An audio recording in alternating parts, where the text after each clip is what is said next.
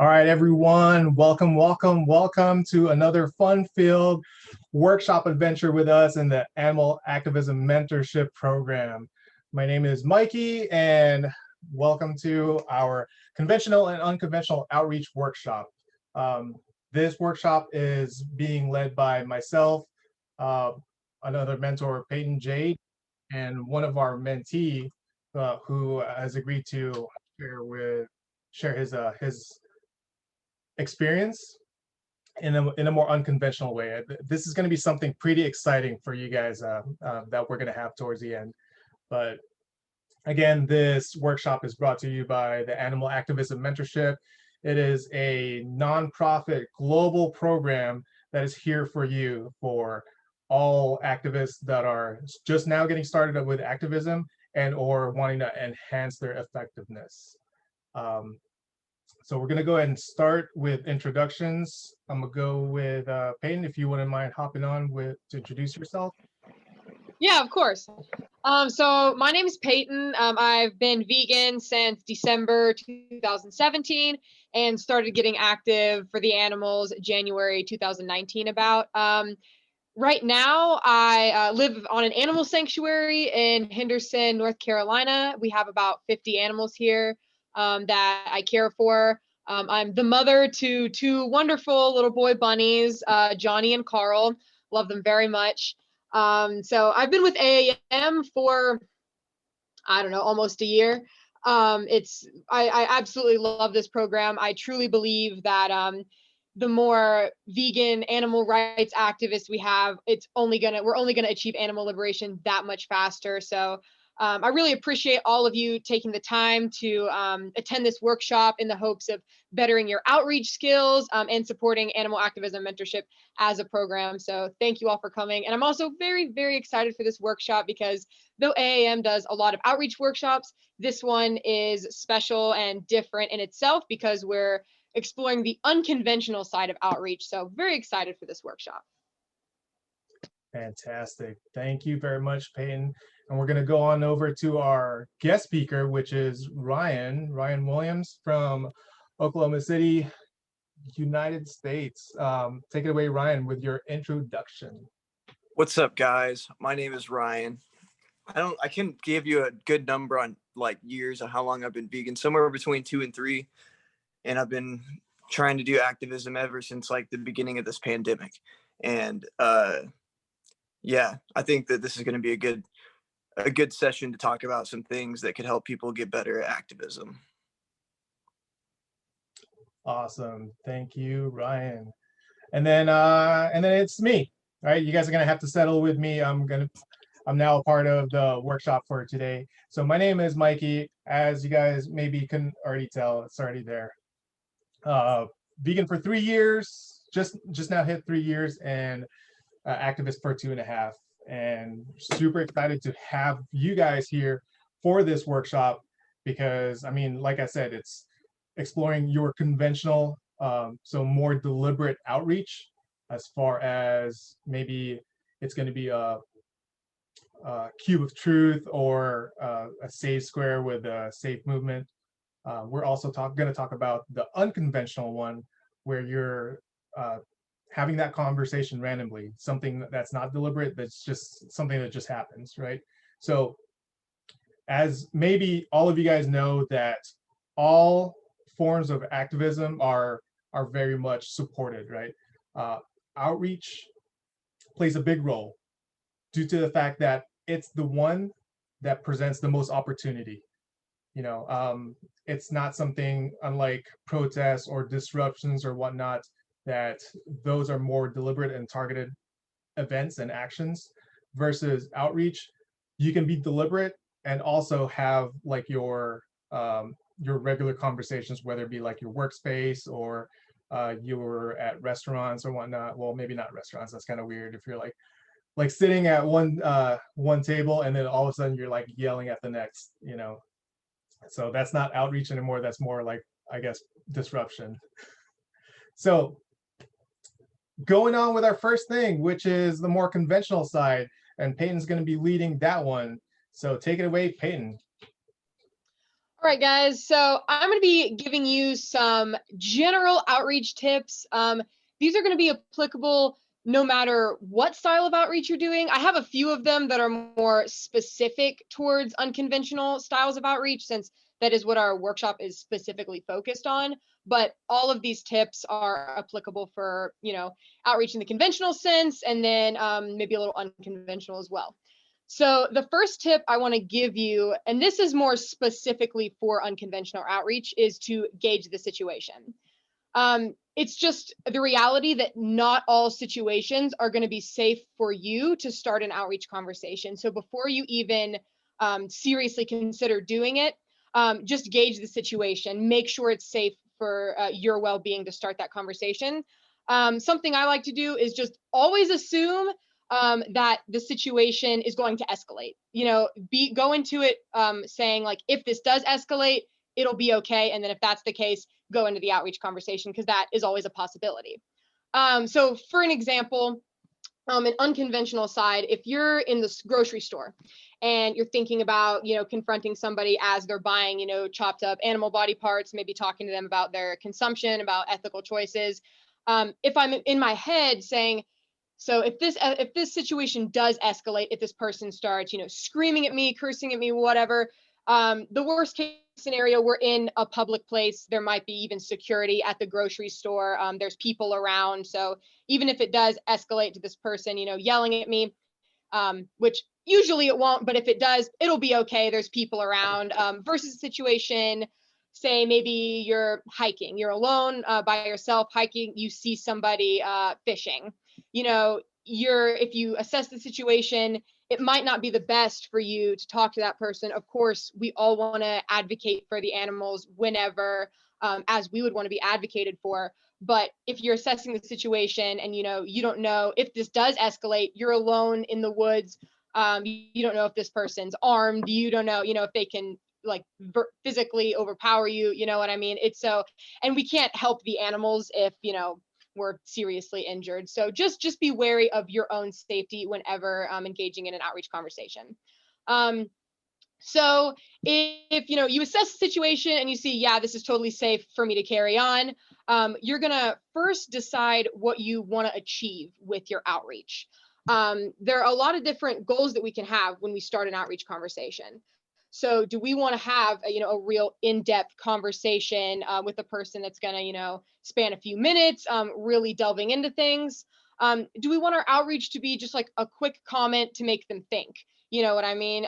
Just like kind of a one and done, carry on your way after saying something type of thing. That's still outreach. Do you want them to be informed? Do you really want to inform them and make an ask of them? Do you want to ask a person wearing like an animal fur, an animal skin coat to ditch that? Do you want to inform them that, the Canada Goose coat that they're wearing contains, coyote fur? Do you want to inform them, make an ask of them to ditch, certain products? So just decide what you want the goal of your outreach conversation to be before you even start. So once you've decided what you want to accomplish with that conversation, you're going to say your opening line. And your opening line is going to be dependent on what you want to achieve. So depending on what your goal of the conversation is going to kind of dictate how your opening line goes. A few like rules of thumb I like to follow when trying to pick my opening line is if you're going to start an in-depth conversation, like if you really want to have a back and forth with somebody, talk more in-depthly about their choices, about what they can do as a consumer, all that. I like to make my opening line for that just to be kind of like low stakes, really like establishing a rapport. If your goal is to have an in-depth conversation and you come in too hot, the person can just kind of get like, okay, I don't really want to talk to this random stranger, and then you won't get to have that in-depth conversation. Versus if you're going to say something to just make them think, you're probably only going to get like that opening line. You're only going to say one comment. So you really want to make it count, make it hard hitting. Mikey's going to talk more about like this specific situation later in the workshop, so I don't want to touch on it too much. But say that scenario that I hinted at earlier, if you see somebody fishing and you see, this is safe for me to start this conversation, just saying a quick, hey man, that fish feel pain. and then, be on your way. You're leaving them with a comment to make them think, or even like, hey, even though this is catch and release only, do you know that fishes can still be seriously injured with hooks through their mouth, that make it impossible for them to eat later and they end up dying. That's kind of like a one and done type of deal. You're informing them, you're carrying on, you're letting that comment sit with them. So if you want somebody that you're outreaching to be informed and you do want to make an ask of them, something that I like to keep in mind when that's my goal is to start with something called a semi-open or a semi-closed question. There's a couple different types of questions. A closed question is something where you're just like asking somebody something to elicit like a one word, yes or no response. An open question leaves them, more detail to like elaborate. Semi-open is you're giving them the opportunity to either say yes, no, or they can further elaborate if they choose. So if you're informing somebody, that's a good style of question to ask. An example of that could be, say you see somebody wearing a fur coat, you could say, do you know how many animals had to be killed so you could wear that coat? That gives them the opportunity to give you a one-word response. Or, they could say, no, I don't, how many? Or, yes, I do, I don't think there's anything wrong with that. You know what I mean? It gives them the opportunity to either quickly shut it down or further open the door for conversation. So once you have your opening line picked out and once you've said it, there are still some tips I want to give you guys to have a really good conversation if your goal of an outreach is to have a more in-depth conversation. So an underrated skill that I want to talk about is active listening. So once you say your opening line, it's very, very important to listen to the person who you're outreaching. As animal rights activists, as vegans, sometimes we go into an outreach conversation having a list of bullet points in our head. We're like, I want to tell them this and I want to tell them this, and this is how I'm going to respond to this. Because, we want to be prepared to really have a very productive conversation. However, if we don't listen to them and we just stick to those bullet points, it comes across as really robotic, like you're not actually having a conversation, you're just talking with like a brick wall. I'm sure some of us have seen this when we see outreach videos of a vegan, outreaching a non-vegan person, and they're kind of, going through the standard lists of bullet points, not really listening to the animal rights activist points, but just kind of going like down a list in their head. It's annoying and non-productive, whatever side it happens on. So you really want to hear what they have to say, respond to their concerns, listen to them, just have like a normal conversation like a normal person would, So something along those lines else that I want to mention, a good tip, is the Socratic Method. I'm sure all of us know that term by now. It's pretty well known, so I'm going to keep it kind of brief. It's basically asking guiding questions to a person rather than telling them, this is how it is. An example of that would be saying, in the dairy industry, female cows are forcibly impregnated by farmers. What would we call that if it was done to a human? Or saying, day-old male chicks are, ground alive on their first day of life in the egg industry.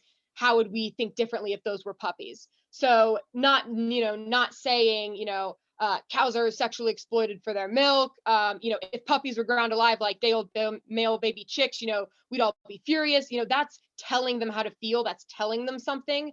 If you're using the Socratic method and really using like guiding questions, it helps it seem like you're not just, yelling facts at them, you're actually having a conversation. It also helps them reach the conclusion on their own terms. They say it, they say, yeah, if that was done to humans, it would be, sexual exploitation, it'd be sexual abuse. They're hearing themselves say it, and they can't really, go back once they've reached the conclusion. So that is a very impactful tool. It goes along with active listening. It's not just, spitting facts, it's really engaging in a conversation. So with those few tips, those are good for opening a conversation, continuing a conversation, but I want to talk about how to close a conversation. So the closing is a really important detail in an outreach conversation. You don't want to leave the person with all this information, all this overwhelming stuff, and leaving them feeling overwhelmed and hopeless. If you're having a conversation with somebody, there's a good chance they've never had a conversation like this before. There's a good chance they've never thought about this before, especially, you know, in unconventional types of outreach where they're not seeing a demo on the street and coming up, they're just going about their daily lives. So you should always leave the person knowing what to do next, knowing how to move forward, especially if you're having a conversation where that person has ended up making the connection, you know, deciding, yeah, I do not want to buy fur, I do not want to buy animal products anymore. Maybe they just genuinely don't know what to do. So giving them a resource is always a great way to end a conversation. You know, telling them to go for free, you know, telling them to watch Dominion, giving them resources about how to, you know, pursue a plant-based lifestyle, or a vegan lifestyle, plant-based diet. If anything, just telling them to go vegan and driving home the point of, you know, a vegan lifestyle is the only way that all animals are going to end up living a life free of abuse, murder, and exploitation. Really just making sure that they know that that is the way that they're going to change their actions, by living a vegan lifestyle, by no longer participating to this. If you don't have any resources at hand, and a lot of times with unconventional conversations, we don't have our little cards or our booklets or anything like that on us. We're just, you know, going to the store or walking in a park, you know. So just letting them know that, having them hear that word vegan too. Maybe they've literally never heard the word vegan. I grew up in a town where it was very small, never heard the word vegan. So just driving home that point is always a great way to end a conversation. So those are some good tips on how to start, follow through with, and end really any style of outreach. So the final thing I want to talk about is addressing common excuses. So when you're doing outreach, you're undoubtedly, whether conventional or unconventional, you're undoubtedly going to get questions about health and the environment and this and that. And as animal rights activists, as vegans, it's really easy to feel the pressure that we need to have all the answers to all the world's problems. We need to be experts in health, experts in environmentalism, experts in human rights. We need to have all the answers. And if we don't, we're not as skilled as this animal rights activist. We're not as skilled as this vegan. And that's really not true. We don't need to be these wells of information. We're just regular people with regular points of view. We're not a lot of us are, maybe some of us are nutritionists, but a lot of us aren't. So it is good to be informed about these different, you know, facets of what happens, you know, when we leave animal exploitation off the table. It's good to be informed about the environment and health and this and that, you know, if anything, just for our benefit. But you do not have to be a powerful animal rights activist. All you really have to keep in mind, all you really have to know, is that humans have no right to exploit and abuse animals for selfish gain. That's really all that should matter. That's all that the person should care about. When you accept that you as a human being have no right to, you know, exploit, abuse, do whatever to an animal, everything else falls into place. If we have that, if you leave a person knowing that, and if they really care about that, if they really understand that, everything else is going to fall into place. They're going to do the research for themselves. So this is really the only fact you need to know when combating excuses. Like I said, it's useful to have this knowledge, if anything, but for your own benefit. But it's not crucial. You can still be a very, very effective animal rights activist without being an environmentalist or a nutrition. Really driving home the point that human beings we just need to leave animals alone. We have no right to abuse them, do whatever we want for selfish gain. So that's what I wanted to leave you guys with today. If you just know that point, if you just effectively drive that point home, that's really all the facts you need to know to effectively speak up for the animals. So with that in mind, with those tips and with that strategy about how to combat any excuses, we're actually going to switch to some role playing in a breakout room. So we're going to divide up and we're going to do some role playing where some of us are going to be just practicing how to do outreach with each other in unconventional situations. So I think we're going to have like a couple different breakout rooms. Mikey, how are those coming? Yeah, so I got that ready. But what we're doing right now is we're practicing conventional. So we're practicing a scenario of if we are being deliberate out there in the streets, having like signs or TVs. So a typical cube of truth or safe square is the scenario. So this workshop is actually going to be focused more on practice than on this role play, just so all of you can get that practice in and get to enhance your skills and whatnot, right? So hope everyone's ready. We're going to go into breakout sessions because here we go. Is it working?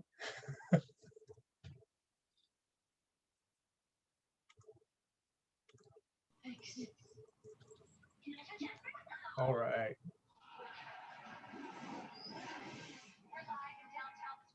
We'll make sure that everyone is in. Okay, so with this breakout session, I'm going to be assigning who's, well, first of all, do you guys know your reaction buttons? Are you guys all familiar with it? So if you guys see mine. No, I'm not. Oh, I see it at the bottom. Yeah. So thumbs up if you've been on an outreach before. And what's the other one? And I don't know, like open mouth if you haven't been on an outreach before.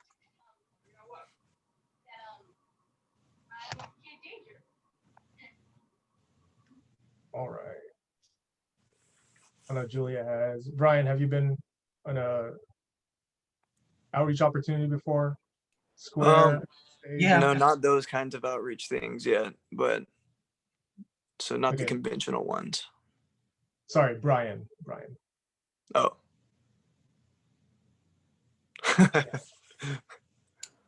Yes, I've been on a few AV cubes of truth. Okay, awesome. I think Ben, you've been on a few too, right? Okay, so sorry, how do you pronounce your name? Sarda? Is that right? Sarta? Sarta? Okay, so Sarta? Yeah. I'm gonna have Can you hear me, first of all? Yeah. Okay, because I usually have problems with that, just making sure. All right, so I'm gonna have you, check this out for a little bit. We're gonna have like a few bounce back and forth with a conventional type of outreach, and then we're gonna have you practice as well. Don't worry. Same with you, Ryan. You're gonna be practicing as well. So I'm gonna pick on Benjamin and Brian. Benjamin, you're gonna be the one walking up to a cube of truth or save square, and then Brian, you're going to be the one outreaching. Now keep in mind, everyone, we're just doing like quick bullet points on this one. Don't like get too in depth in this, so that everyone gets a turn with outreach and being the one being outreached. Okay, go ahead.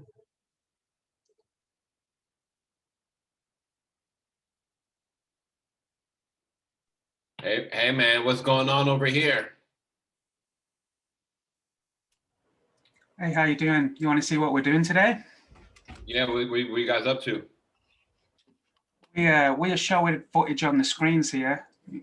I'm going to point with my hand so you're watching, and I'm going to explain what I'm showing on the screen.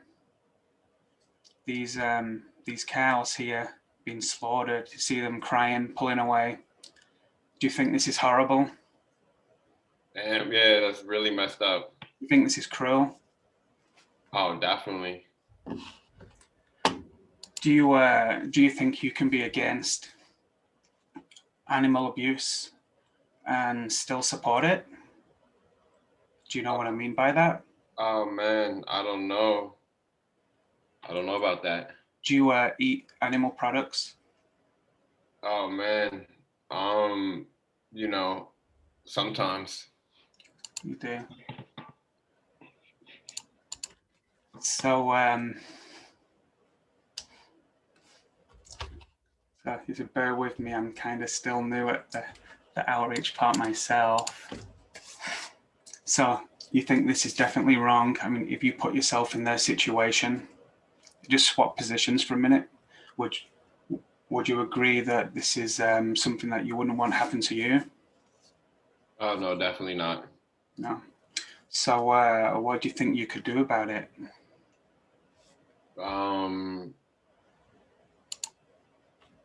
I guess maybe I could stop eating them. I don't Have you know. heard of the word vegan? You know what the word vegan means? Yeah, I've heard about it. Okay. Well, I've been vegan a year now, just over a year, and it's pretty much I don't want to support this anymore. So it's kind of the least I can do. What do you think the number one benefit of going vegan is? I don't know. Well, firstly, you know, the animals don't have to suffer in your name anymore. You don't have to be a part of their suffering. And secondly, what you're doing is you're aligning your new morals and actions that you say you have. So you no longer need to be a hypocrite. And what I mean by that is you're not supporting this anymore because you can't be against and support at the same time. Makes us a hypocrite. How do you feel about that? Okay. No, thank you, man. I appreciate that. Awesome. You think you could go vegan right now? I don't know about that, but maybe I could take some information, look into it a little more. All right, let me give you this little card. Okay. There you go. Thank you.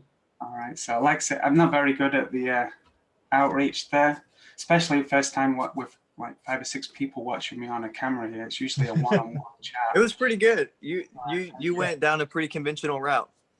All right. Appreciate it. Sorry, I didn't mean to interrupt there. Like, I meant to like let you guys close, but I got too excited. There's so many like good bullet points on that one. Brian, you definitely with your outreach. I know you're saying that you're not used to this setting, but you still hit up some great points on keeping the questions like keeping it open-ended. That's one. You've swapped the roles. You know, you're putting that person that you're talking to and making them look through things in a different lens, to where maybe what happens if, or what do they feel if they were put in the shoes of the victim, you know, if they were the victims themselves, you know, that's two, right?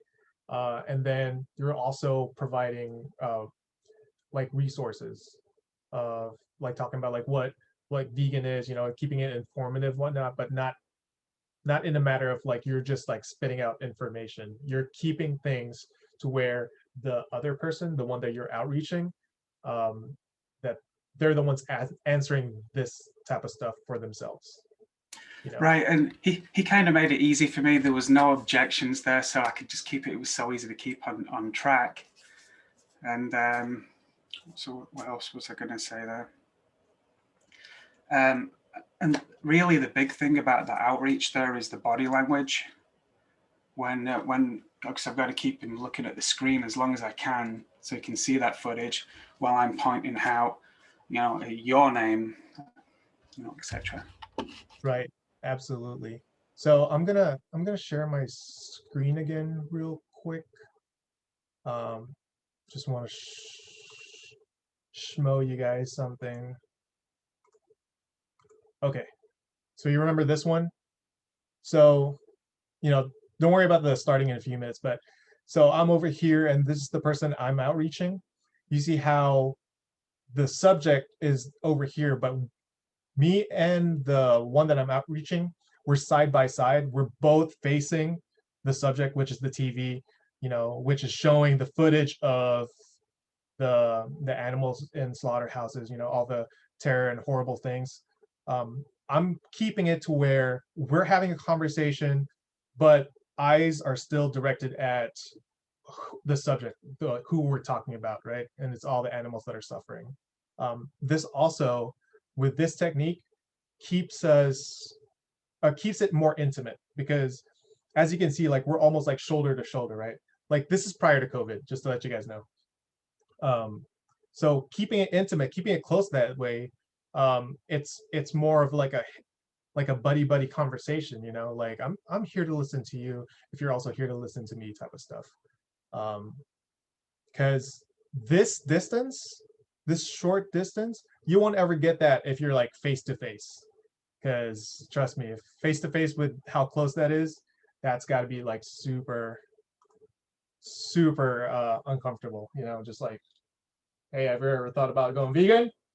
You know, not not comfortable. All right, next up, Brian, I'm going to recruit you again. This time you're going to be the one walking up to Cube of Truth / Save Square, and then it's going to be Julia. Julia's going to be the one outreaching you. So Julia, try to convince this guy. I'm sorry, not convince. Try to inspire this person to go vegan.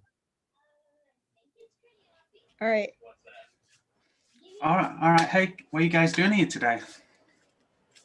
So we're playing footage of what goes on in the egg industry. If you weren't familiar, did you want to watch it and see some of Yeah, this? sure. Yeah, this looks horrible. Yeah. So these are actually male chicks. This is their first day of life. So they're going through a sorter and they're going to go through this macerator. Did you know that male chicks are ground alive on their first day of life? No, I didn't. Yeah, it's pretty messed up. How would this make you feel if it were puppies? Yeah, it would be. It's not fair. It's kind of cruel. Yeah. Do you think that eating eggs is worth this happening to these animals? Yeah. How does eating eggs cause this? So these are, this is what happens in even backyard egg industries as well as commercial farms. All of these chickens come from a grow house. Oh, so it's a part of it. Yeah. So Industry. you know, every time you purchase a chicken or acquire a chicken, they're typically coming from the same exact grow houses where the males are considered a byproduct. Mm-hmm. So they don't need them. And it's, you know, the easiest way to get rid of all of the males is, and cheapest, most cost effective for these corporations is to grind them alive or even put them in plastic bags. As you can see here, these are male chicks that are suffocating in plastic bags. I never really thought about it before. You know, do you think that we need to eat eggs to survive? Protein, maybe. Yeah, good protein. Did you know that all of the parts of an egg, you know, it's there to help a baby chick grow to a full size, you know, like an embryo to a full size baby chicken, just like a matter of almost a month. Yeah, I didn't think. Yeah, I know you're right, but I just never thought that way. Never Yep. looked at it like that before. So those nutrients, do you think they're there to help a human grow, or do you think they're there to help a baby chick grow? Yeah, maybe for the chick. Yeah. You know, the cholesterol in eggs is actually an amount that is not healthy in any way for humans. Even though there's nutrients in eggs, the amount of negative qualities about an egg that's for humans outweighs, you know, any kind of nutrients that we would get. So it's you know, I like to refer to them as chicken menstrual cycles. You know, unfertilized, they're a chicken's period. Can you? Oh dear. Yeah, you know, that's. Yeah, it's disgusting when you say it like that. Would you ever eat, you know, a menstrual cycle of a No, human? not at all. Yeah, it's gross. So let me give you some information to leave you with. You know, Mhm. this is Dominion. There's a card on here. It has Dominion, and then it also has Forks Over Knives, a really good documentary for learning more about starting a plant-based diet as well as what happens in these industries. Okay, awesome. I'll check them out. Cool, man. Thanks for letting me talk to you. You're welcome. Nice, awesome. So I don't know if you all picked up on that. Julia over here kept it very informational, but in a way to where it's like portioned in segments and a part of the conversation instead of like a one-way conversation. Because as vegans, animal rights activists, you know, we kind of like dive into like all these research, and then we just like jam pack ourselves preparing for these type of conversations.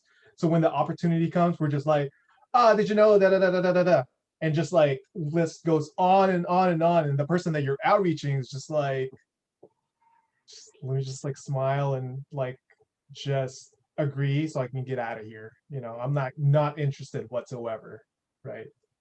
So Julia, with the information, kept it bite-sized, right? So it's to where like that person that she's outreaching, we're able to actually absorb these information in segments, and like, you know, the typical like uh what's that called, attention span, right?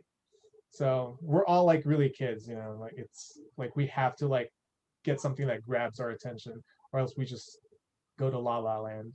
So thank you, Julia, for that one. Okay, here's the deal. Benjamin, now you're up for the one that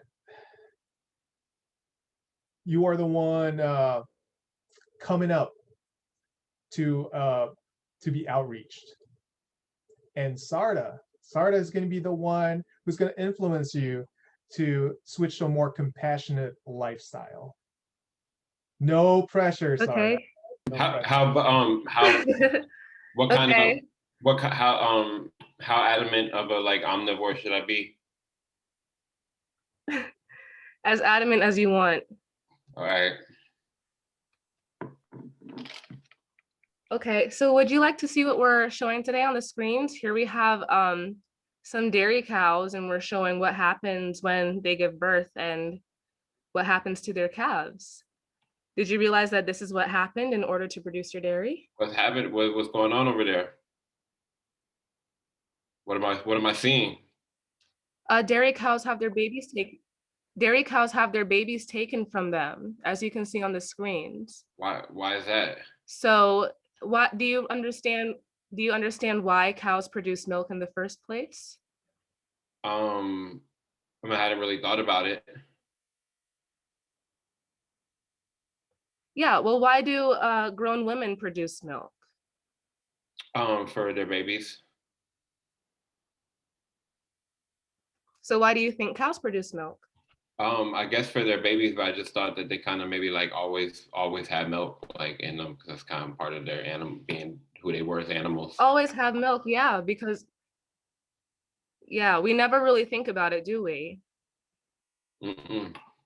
No. And this is kind of how it is with all throughout the animal agriculture industry. When we look at where our meat comes from, also eggs, dairy, we don't really pay attention to what goes on behind the scenes. So do you think that dairy is something that we need to be consuming? Is it something that you need to have as part of your lifestyle? I think you need the calcium. You think you need calcium? Mm. Well, is dairy made for humans? Is it made for humans? I guess I hadn't thought about it, but maybe we've been drinking it for so long that we adapted, we evolved with it. Okay. All right. Yeah. No. So today. Yeah. Well, actually, most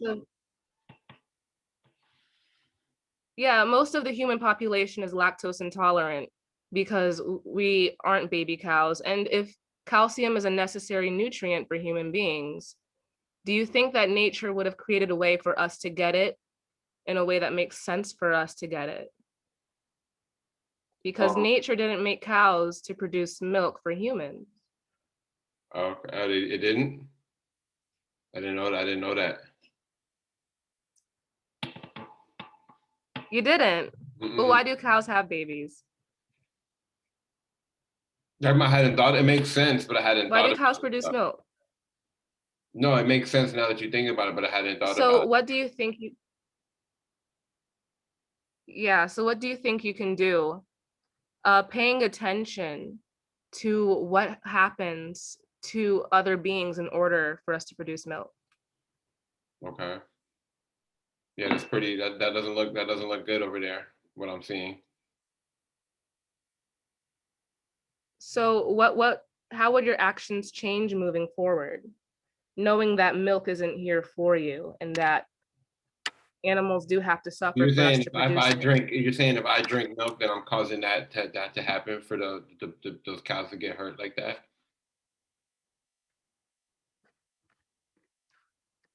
Well, if you drink milk, we have to produce the milk somehow. And if you're paying for it, Okay. could you imagine if you were the only person in the world buying milk? We'd have to do this to cows just for you. So you are What do I paying for it drink? What do I directly, are you drink? not? What do I drink instead then? Well, if you go to the grocery store and you look on the shelf, just a few inches away, there are plenty of other options. Okay. There's rice milk, almond milk, soy milk, oat milk. And if you just open your mind and you experiment, you can find one that you like. All right. Well, thank you for letting me know what's going on. You're welcome. Would you like some extra information before you go? Sure. All right. Okay. At this point, I hand a card. Awesome. Yeah.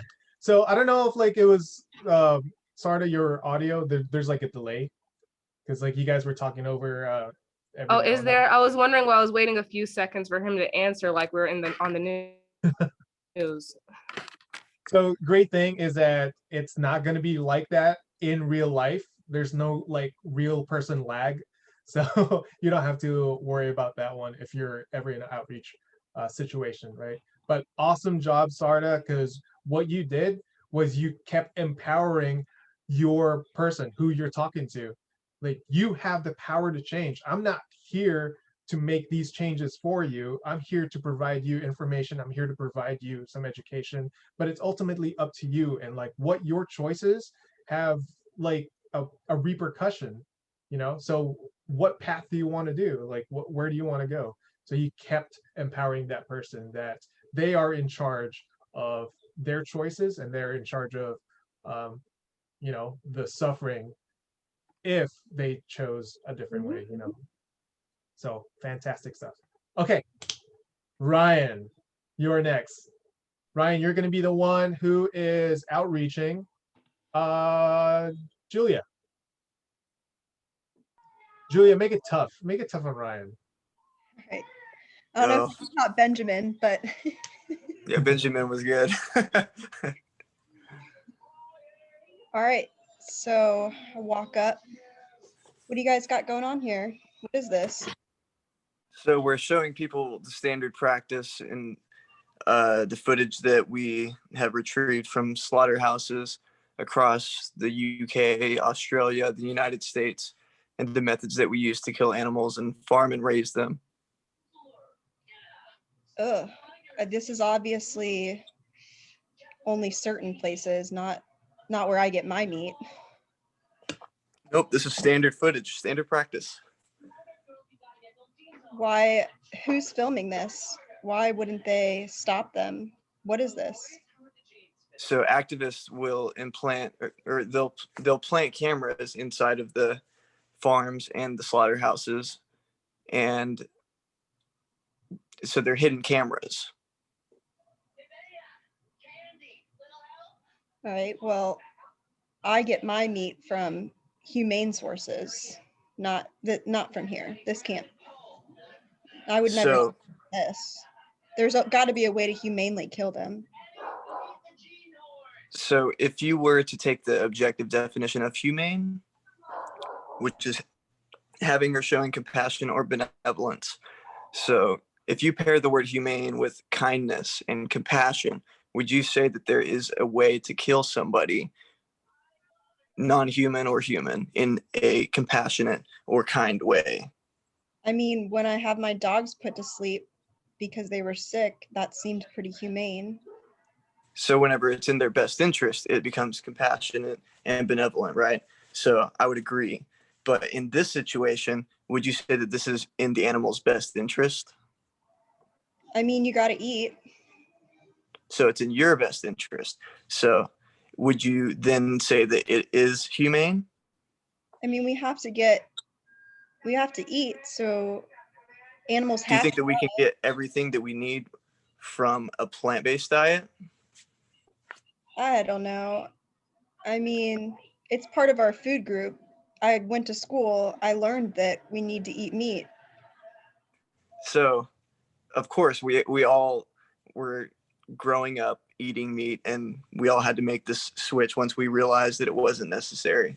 So the argument ends up becoming what is necessary and what is not necessary, kind of. So when it comes down to necessity, there can be moral justification in killing an animal to survive. But in a well-developed country where all of us live, because we can get everything that we need from a plant-based diet, an entirely plant-based diet, according to the Academy of Nutrition and Dietetics and several other sources, then it becomes unnecessary for us to eat animals. Therefore, killing them becomes unnecessary. Would you say that you're against the unnecessary killing and cruelty to animals? I would say I'm against it if it's unnecessary, but listen, I had a friend who was vegan once, and she got so sick. She had to be hospitalized. She had to start eating meat again. Did she have to, or did she just think she had to? Because she may have done it wrong. Because you can do this incorrectly. Yeah, I don't know. I would say I'm against what I'm seeing here today, but I like that. So after telling you that the Academy of Nutrition the Academy of Nutrition and Dietetics has a peer-reviewed study backed by over 117 studies that supports the fact that tells us that eating a 100% plant-based diet can be beneficial at all stages of life for humans, whether that's pregnancy, infancy, all stages of life. If they're telling us that we can be healthy and it can be beneficial to do this at all stages of life, would you say that that may outweigh your friends' anecdotal situation? I would say I'm willing to give it a look. Do you guys have any other information that maybe I could watch at home or look Yeah, up here's a about card. some of these studies? Yeah, here's a card. You can watch Dominion, go watch How Not to Die from Michael Greger. He's got a bunch of good information. Those are the two that I would recommend. All right, man, I'll give it a look. Cool. So what are you going to do about this now that you know that eating animals is unnecessary? Will you continue to support this stuff that you're seeing on the screen here? Or would you Honestly, I don't put really your money feel elsewhere? good. I feel kind of sick after watching this, and I think that if I can find some alternatives and some real logic behind it, then I might give it a try. Totally. Love the answer. All right, cool. All right. Great job. Ryan, I was a little worried at first because starting off with the conversation, Julie will ask questions and then you would have like a dead answer. Those are the first few questions. So you wouldn't like shift the conversation to where you're getting her gears turning, which is pretty much like, it's just a question and then an answer and then it's like a stop. So she'll ask another question kind of different from that just to keep the conversation going. You'll answer and then stop.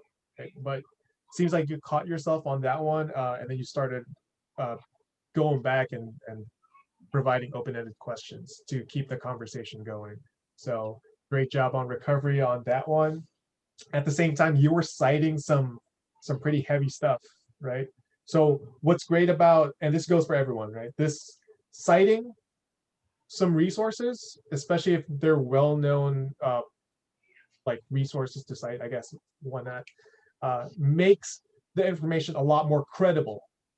And if it's more credible, the person who's listening has that increased potential to like really like listen and actually absorb the information, because now they know like, okay, this person's just not like talking out of their butt, right? Like this, there's some clear research, and it may seem biased because I mean you're there to talk about like the vegan lifestyle, right?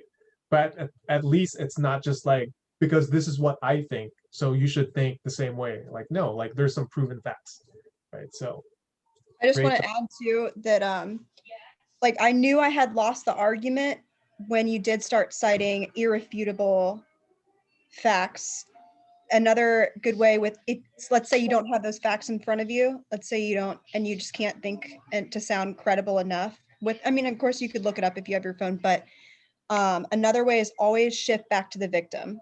You know, like always, could you justify doing this to your dog, killing them in this way? Could you justify a burger, slitting someone's throat for a burger? Like bringing it back to the cold, hard truth about the victims. You can't, they'd either have to admit that they are a hypocrite or that they don't care. And most people are not going to admit that. So you'll regain control over the conversation. That was just, but great job. Yeah, you did a good job too with doing the I've other met some side. crazy people that I've had to talk to, so I just channeled them. Yeah.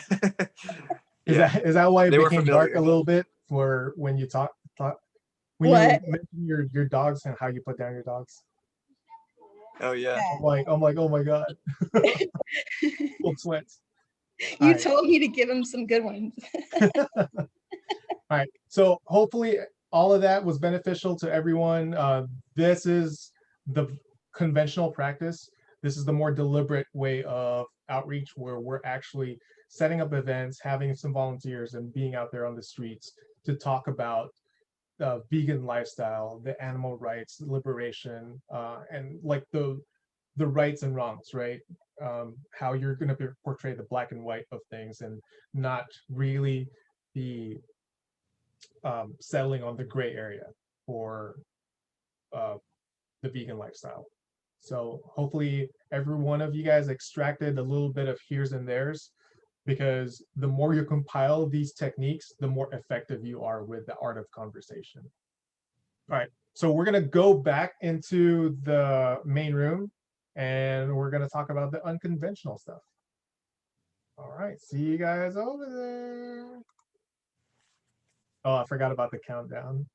That was awkward 60 seconds, unless you guys want to just leave. All right, let's go back. Let's go back.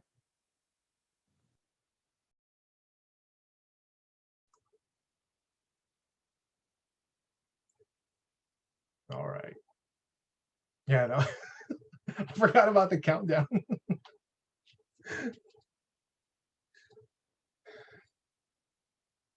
So Did everybody else wait for the countdown? Yeah, well, the others, they're probably in the conversation still. So with that being said, while we're waiting, do you guys have any questions so far for the conventional side of talking?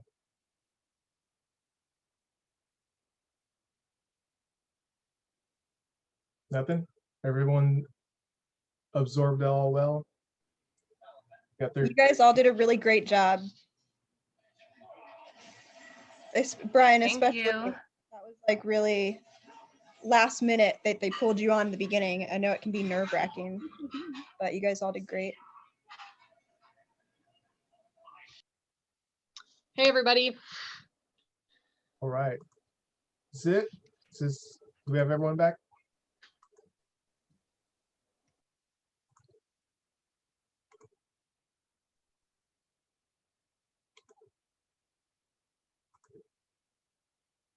I think that's it. Is that right, Peyton?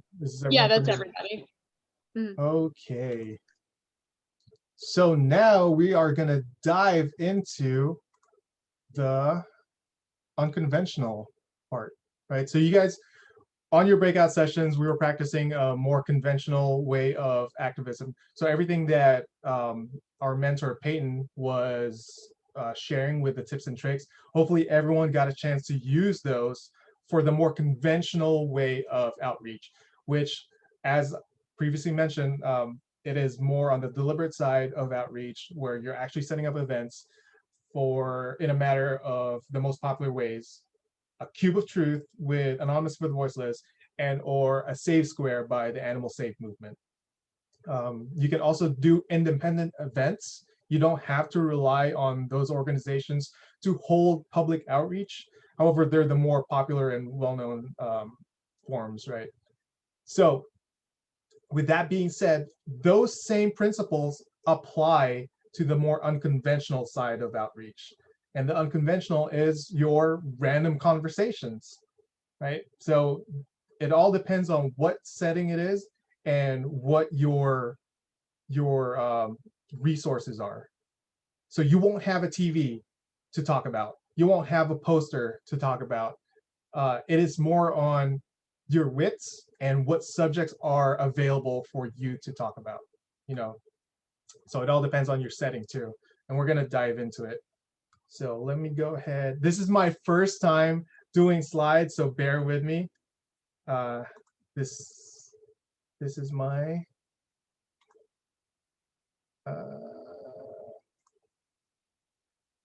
can everyone see that? Okay. Welcome, folks. My name is Mikey, and this is my slides for the Unconventional Outreach by the Animal Activism Mentorship. Slide. Oh, do I have to do this manual? There we go. All right. First slide. Boo, it was a fail, but here we go. We're moving on. Principles of conversation. So everything that Peyton was mentioning, I just want to reiterate on these things. Now remember that although the outreach is not on a deliberate setting, the basics still apply for a meaningful and engaging conversation. And those things are, for your eye contact, making sure that you are you're acknowledging that they're the ones that you're talking to, that they're a person, like it's a one-on-one conversation. You're not getting distracted by like anything else, like maybe like there's a random car that drives by and whatnot, or I don't know, someone's jingling their keys and you're just like looking at the keys because they're so shiny, right? Your conversation is just between yourself and the person that you're outreaching. If there's subjects that you are pointing at that revolve around the conversation, awesome, right? But as a matter of like the one-on-one intimate conversation, eye contact is a key.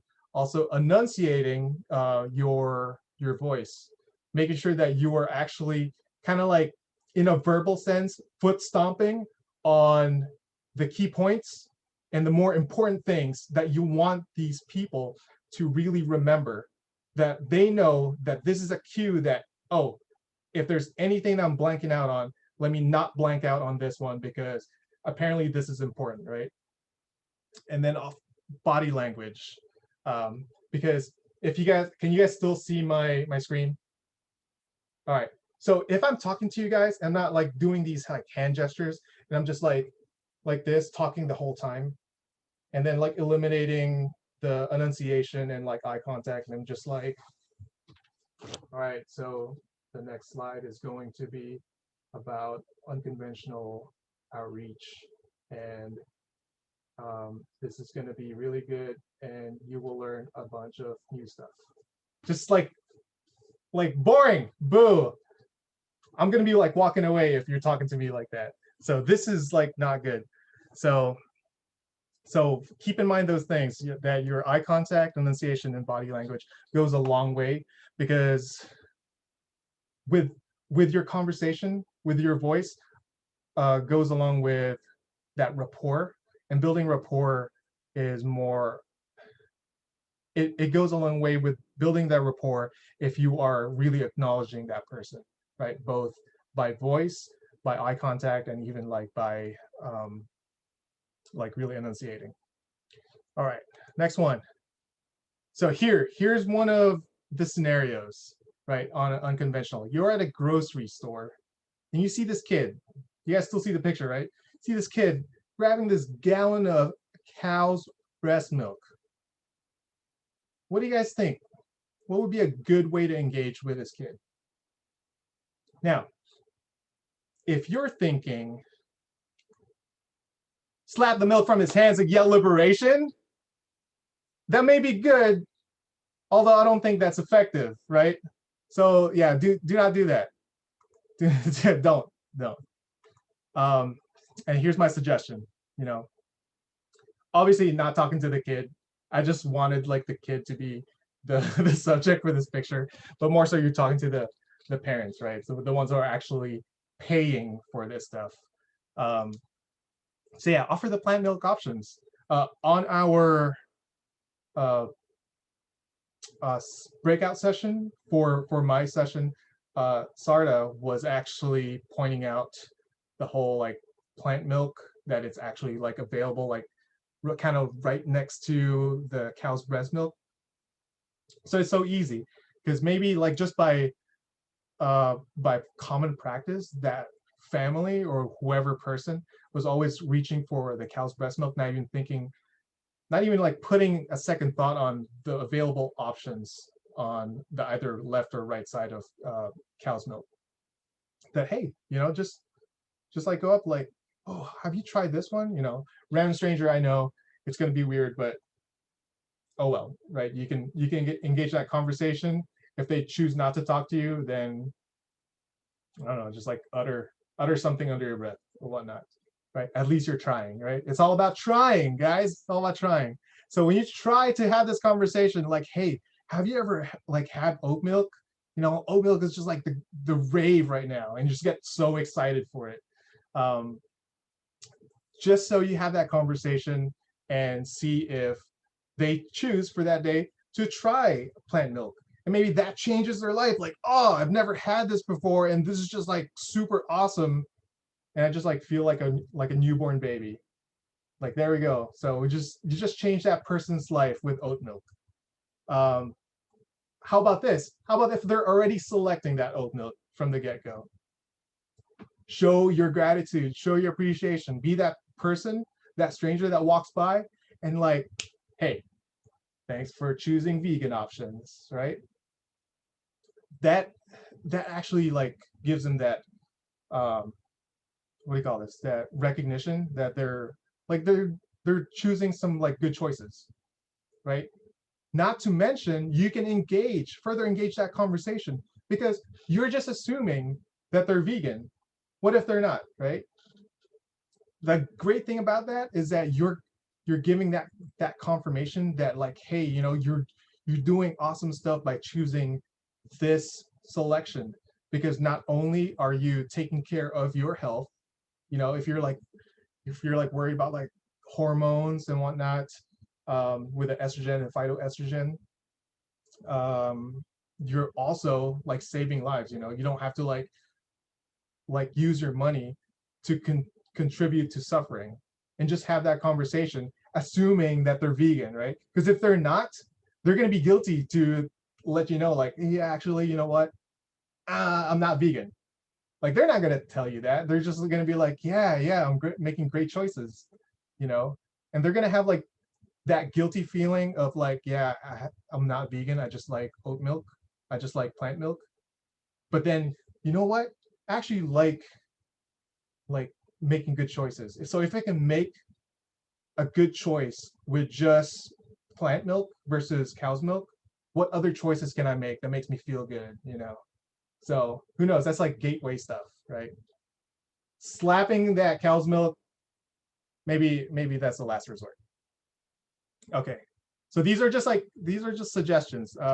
Whatever you guys want to do, just go out there and try, right? Next scenario, coffee shop. Person in front of you drinking coffee. Same thing. This one with cow's breast milk in the coffee. What do you think? I mean, they're just enjoying doing their business phone call or business text with their phone that doesn't have a camera, so I don't know what kind of phone that is. Right? It's just like a brick. So if you're thinking, just go in and pour some plant milk without asking, just go up there because you're walking around with a pitcher of vegan milk, right? So you just like start pouring it. You're like, you're welcome, and just walk away. No, I don't suggest that. It would be better for them, but I would not suggest that. All right, instead, strike a conversation how plant milk complements coffee beans. I don't know, like something to where like, you know, like soy milk with the beans from wherever, right? Just like really complements each other and just like brings out the flavor and the aroma, whatnot. Because you can then transition to like that second bullet that I put, transition how weird it is that we put breast milk in coffee, right? And what other weird things, you know? We put other mammals' breast milk in cereal, and we're just like okay to have that for breakfast. So just another one of those things. Strike a conversation, because you never know, right? So what do you guys do if they actually don't put any sort of like milk or creamer in their coffee? Yeah, you don't really do anything, you know, because like black coffees, that's already vegan, right? If anything, be like, yeah, just like slow down, like too much of that. It's not good. But don't tell me that because I really like coffee. I'm probably just gonna get the jitters and get mad at you. All right, next one up. You're walking down the beach, and then there's this person just fishing off the shore. How do you think you should engage? If you're thinking, just walk up to that person. I like how you're all like waiting, right? The thing is, like, you just walk away. Because it's awkward. It's awkward that they're fishing, you know, they're out there relaxing. Maybe just like it's something that just like it's a sport to them that they just want to be in their mindset of like there's so much going on. I have like so many bills to pay and work's just like really killing me. At least I can have this time to relax, right? So give them that, right? Give them that. Walk away. You want to know why you want to walk away? So you can get that running start and bam, kick them in the face, because fish feel pain just like your face. Okay, no, yeah. Obviously don't do that, right? Because why? Because kicking people in the face is not vegan, right? Vegan is about causing the least harm, and kicking people in the face, even if they're fishing, is not causing the least harm. You're causing a lot of harm to their face, right? So how do you engage with this one? My suggestion would be like ask them like what they're doing, right? Obviously they're fishing, but find out like why are they fishing? You know, if it's for sport, relaxation, whatnot, catch and release, all that BS, right? They're out there for a reason, right? So you want to pinpoint what their values are. You want to pinpoint like what's important to them. If they're out there fishing because of relaxation, whatnot, if it's a hobby, then you can transition into, hey, have you ever thought about like other different types of hobbies that does not include like causing harm? You know, and they're like, oh, what's causing harm? You know, like it's hooked to the side of their mouth. You know, they'll be fine. Or they don't even acknowledge that fish are living beings. They're just, I don't know, some non-living organisms swimming around. You know, because fish are not animals. They're fish. Some people are like that. Some people are just so far removed from like there's land animals and then there's fish, and fish are not animals. So weird. But anyways, I digress. Just please pinpoint what they're in tune with. If they're out there for hobbies, like I said, you can provide like other different types of things. If they want to just be alone and just be like in a lost in the openness, then they can take up golf. You know, they're going to be in the openness of golfing. Now, side note, I think golf is like really frustrating if you're like not good at it. So maybe that's depending on if they're good at golf, because if you're not good at golf, it's too much. But yeah, other things like if they just want to, if they're on a boat, like if they just want to ride around, they can ride around. They don't have to fish, you know? Maybe they can go out there with a cooler and drink some beers. So they don't have to fish to enjoy that stuff. And tell them not to litter as well. All right. So more on this one, we kind of just had a workshop about fishing and marine life. So if you check out our YouTube, We're gonna put the link to our YouTube in the chat here shortly. But yeah, more on this stuff, more in depth on the rights and wrongs, really the wrongs of fishing and marine life. Check it out on YouTube. All right, and here are more opportunities. You know, talk to your office mates, social gatherings. Maybe you're like in a bathroom, you can start talking about like how to go vegan while you're, you know, going number 1 or number 2 in the bathroom with other people. Yeah, okay, no. I mean, if you're really a convincing person and you can really drive those important points, you can have a conversation anywhere. It's up to you what you want to risk with the bathroom, because one way or another, someone's going to be vulnerable in a vulnerable state, right? So, but yeah, there's so many opportunities. It's all up to you on how you want to engage.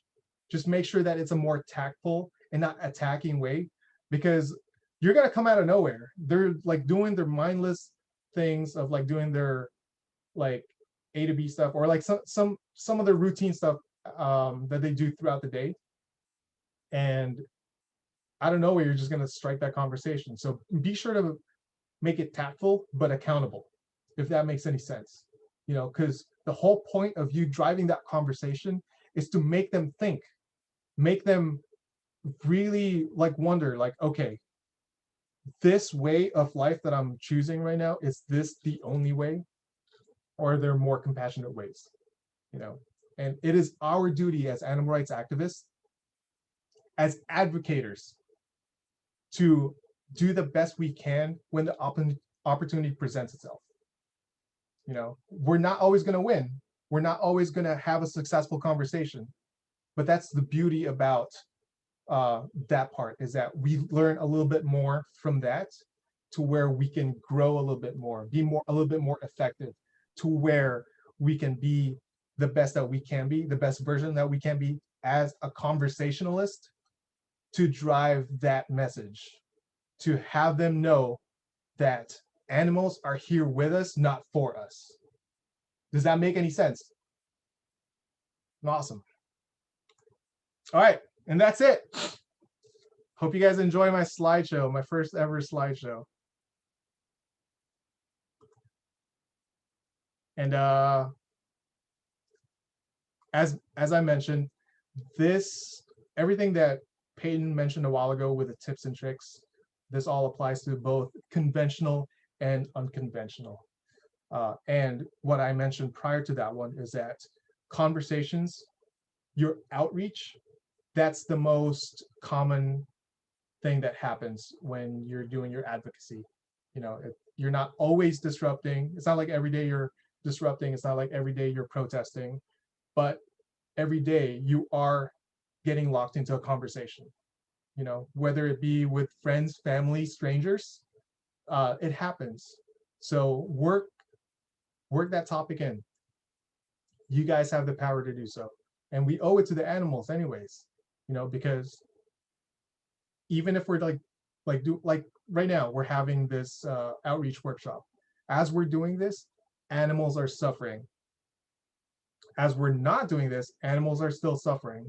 So it is our duty to make sure that everyone knows that that's happening, but it doesn't have to be. Be that change maker. All right, I'm gonna pass this off to Peyton. Thanks, Mikey. That was great. That was a really cool presentation. Great first try with the slides. That was awesome. So everybody, we're going to break out into another breakout room where we're going to practice the unconventional side of outreach. So we got some good practice doing those like general tips and tricks with the conventional outreach. Now we're going to apply what Mikey's taught us to do some unconventional outreach, role-playing some of the scenarios he brought up, or some of the scenarios that we can think of, maybe that we've encountered and we're wondering, you know, in hindsight, we're like, man, that opportunity could have gone better. You know, this is the time to practice that and to, you know, be more prepared for next time. While Mikey's situating us into the breakout rooms, I want to talk a little bit about AAM for those of you who don't know a ton about us. So AAM, stands for Animal Activism Mentorship. We're a global program pairing mentees who want to learn how to get active for the animals with experienced mentors. So we can really, teach just what we have to offer to try and, help people just expand upon their skills and not just feel so, thrown out into the wild, not knowing where to go and not knowing exactly like how to talk. So that's one of the reasons why we hold these outreach workshops specifically, because outreach is, the most common form of activism that happens. We talk to people every single day. So every single time we talk to somebody is an opportunity for outreach. So AAM puts on outreach workshops like once every third workshop. So we'll do, after this one, we'll do 2 workshops on various topics, then another outreach one, and then 2 workshops on various topics, then another outreach one. In the past, we've done mainly conventional outreach, but we're trying to shake that up a little, hence this unconventional outreach centered workshop. So we do have a couple workshops coming up right after this one that I want to tell you guys about. The one that's going to happen next week. So we AAM puts on weekly workshops. Once a week we do a workshop. So next week we're going to have a pressure campaign and animal testing workshop. We're having a very, very amazing, experienced, passionate, talented guest speaker. Her name is Amy Meyer. So maybe you guys have heard of her. She's phenomenal. I'm very excited to hear her talk. She's very experienced on the world of animal testing and how we're going to end that horrible practice. So a lot of good information that's going to come. And that one is on February 13th. Mikey posted a link in the chat to some of our social medias. And you can find all our event pages in the next 2 weeks on that, on our Facebook and Instagram. Next, after the pressure campaign and animal testing workshop, we're having a workshop specifically about how to talk to people in your workplace. That one I think is TBD, but it's definitely going to happen the week following the animal testing one. So Mikey, are the breakout rooms ready?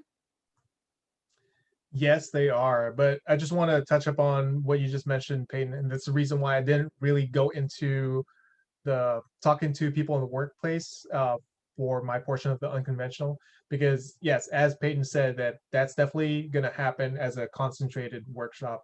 That's going to be with a guest speaker, Mo Sayem, and no actual date and time yet, but like it's coming. It's going to be really good. Okay, we're good for breakout sessions. Mm-hmm. All right, so going into a breakout session. Totally not the same breakout. Here we go.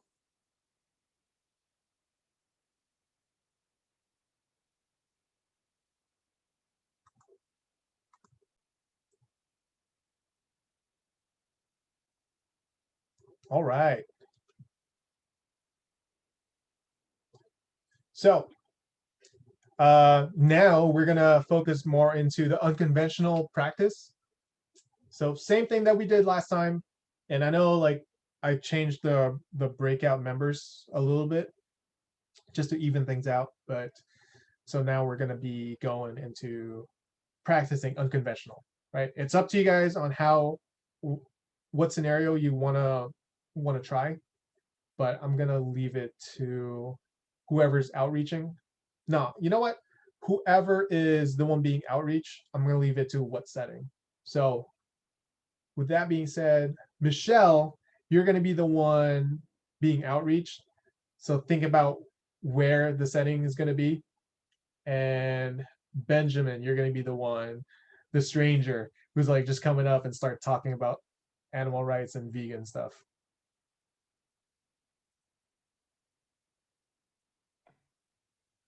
Are you still with us, Ben?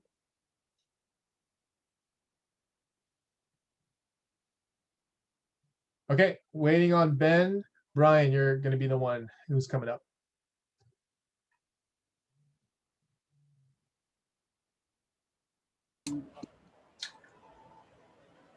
Okay. You want me to pick the scenario? Yeah, sure. Go for it. I am standing at the dam. Oh, your sound actually cut up there. I didn't hear the middle part. That's okay. I'll repeat it. I'm standing at the deli counter ordering a pound of ham. Oh, that's a tough one for me then. Okay, I usually I find it really hard to even walk by there sometimes. Oh no. So okay. Real quick, me too. You want me like, to switch it? I can switch it. I shake every time I go through those aisles, but I keep going because I want to check on like if there's like any change, but like I literally shake. I go like this. I literally like I have to like walk quick. I can't even. I mean, it's good though. It's getting me thinking a little differently than I normally think when I walk past there. So trying to get me to outreach and I mean, that. I could be picking up milk if you prefer. Yeah, we can do the milk. That's easy. It's fine. Because as I'm walking by there, because I can always go for. Are you getting the milk like it's on sale? Because the almond milk's on sale. I don't know if you like almond milk. What's that? Almond milk? Yeah, do you like almond milk? I always pick up milk for my kids, just regular milk. I was sort of raised on milk. I don't know about this almond milk. Well, I get this because it's got no cholesterol in it. You know, cholesterol is the #1 heart disease killer. So they say almond milk is better than regular milk. I thought that regular milk was super healthy. I mean, that's what my parents always taught me.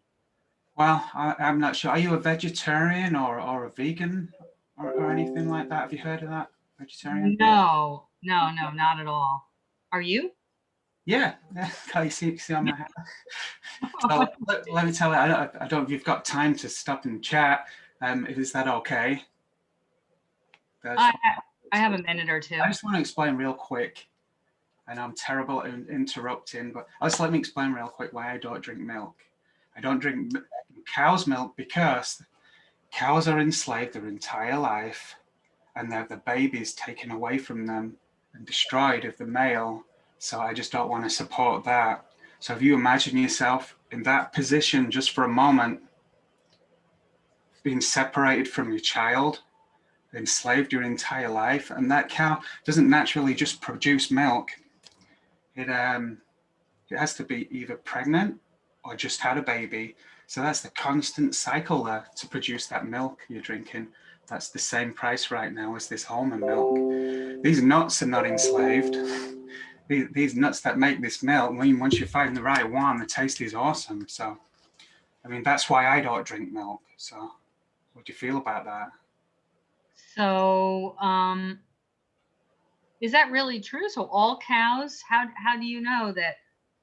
Well, you can check out a documentary online. It's at dominion.watch. Or just search Google for the word Dominion. That's the one I watched. I was first a vegetarian at first, and then I watched Dominion and kind of saw the truth. Once you see that truth there of how the cows are treated, it's kind of an eye-opener, especially when I know you've got children. So. Well, I mean, I don't like to think of anything being harmed, but what about the taste? I mean, is the taste of almond milk the same as the taste of milk, as regular milk? Yeah, I never went vegan because of the taste. I love the milk, you know, and because it's a mother's milk, and it has a kind of an ingredient in it called casein, which is an addictive property. So that's why even you and people actually like the taste of cow's milk. But it's not really about the taste if you think about what the cruelty that the animal goes through, and then you reverse that round. Just that little sensory pleasure there isn't worth supporting. Definitely watch the documentary and kind of focus on what we just talked about, and I think you'll start to learn to enjoy almond milk. You know what? Milk is in everything. It's in chocolate. It's in cookies. It's in everything. So what can we really do? Yeah, for me, You I can't take it out of there. yeah, You I have almond milk inside the chocolate. no, you're absolutely right. You know, when I went vegan, going vegan, I agree, it's hard. It's hard to be vegan when you're thinking about yourself. However, you put yourself in the victim's position, it's easy to go vegan. So when I'm getting my grocery shopping, to be honest, it takes me hours. I'm reading all the labels, but there's a lot of alternatives. There's an alternative out there for everything. Really, there's vegan chocolate, dark chocolate. You just have to read the ingredients on the back. There's apps you can put on your phone for additives. You can read all your e-numbers if you want to, but really, if you focus on putting yourself in that position, it's kind of easy. Well, maybe I'll start with the almond milk. I would start with Maybe I'll think about going vegan. I would actually start with the documentary. When you get home, go ahead and watch it, and then go from there. Okay. Are you against animal cruelty? Of course I am. Everybody's against animal cruelty, aren't they? Do you think you can support it by buying products? Do you think you can be against animal abuse and still support it by you buying these products? I don't know. I have to think about that. But what difference can one person just drinking almond milk really make? Anyway. Well, I mean, we can't change the world, but we can change us. It starts with just me and you. I mean, if you're either against supporting cruelty or for it, you can't be both, because that would make you a hypocrite. Sorry about that. I don't know what I'm doing on for time. I keep going again. Her You make kids, a lot of good points. her kids are wanting to like leave already. It's like we're in the grocery store. I want to go drink some. I'll just wrap up real quick there. So, do you think you could go vegan today? Well, I don't know. I can't make any promises, but I've kind of heard this before, and you're right. Maybe I've heard it enough times now. I want to maybe make a change. So there's anything that would be I stopping? appreciate what you're doing. Anything that would be stopping you?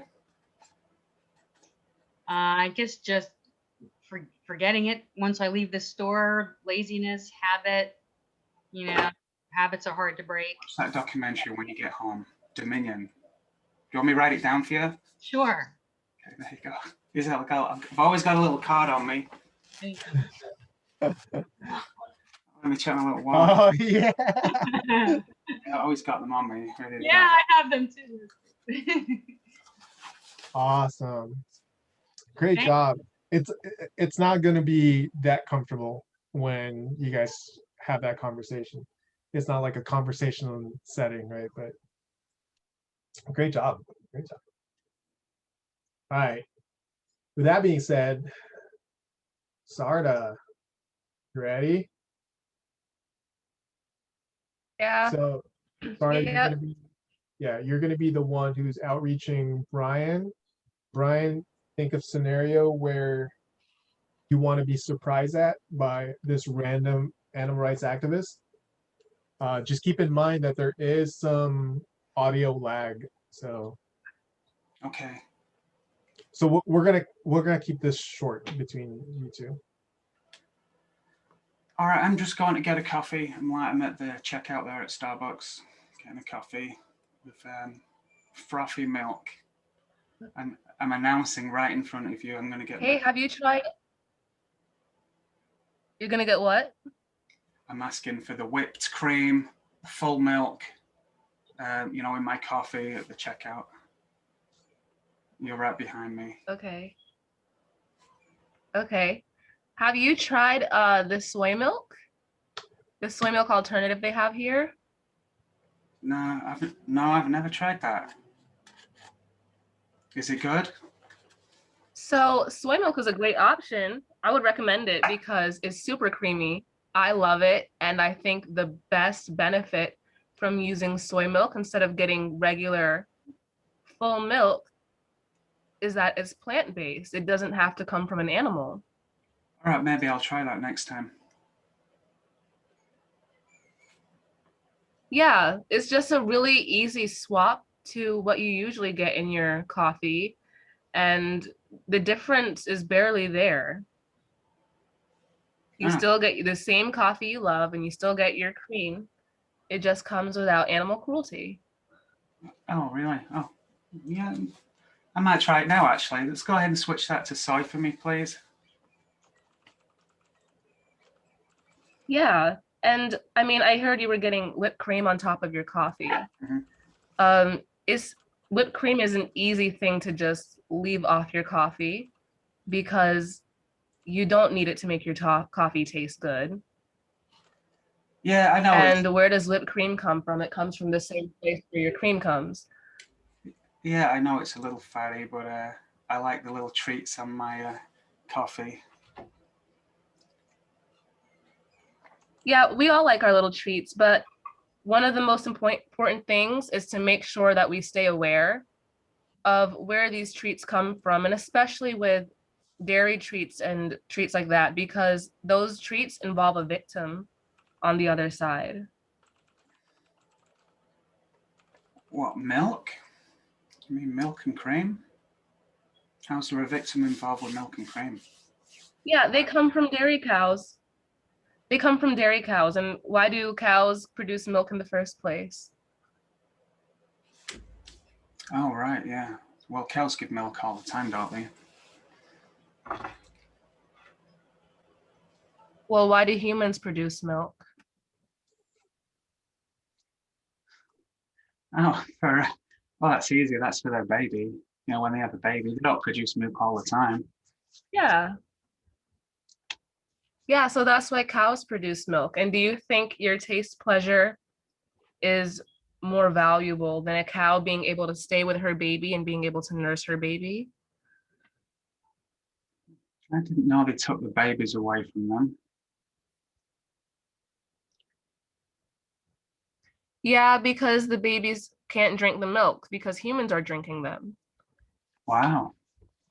So it's so easy to leave whipped cream off your beverage, but it's so hard for a cow to have her baby taken. You know what? My Happy Farms milk place, the organic one, just around the corner there. I think they look after their cows.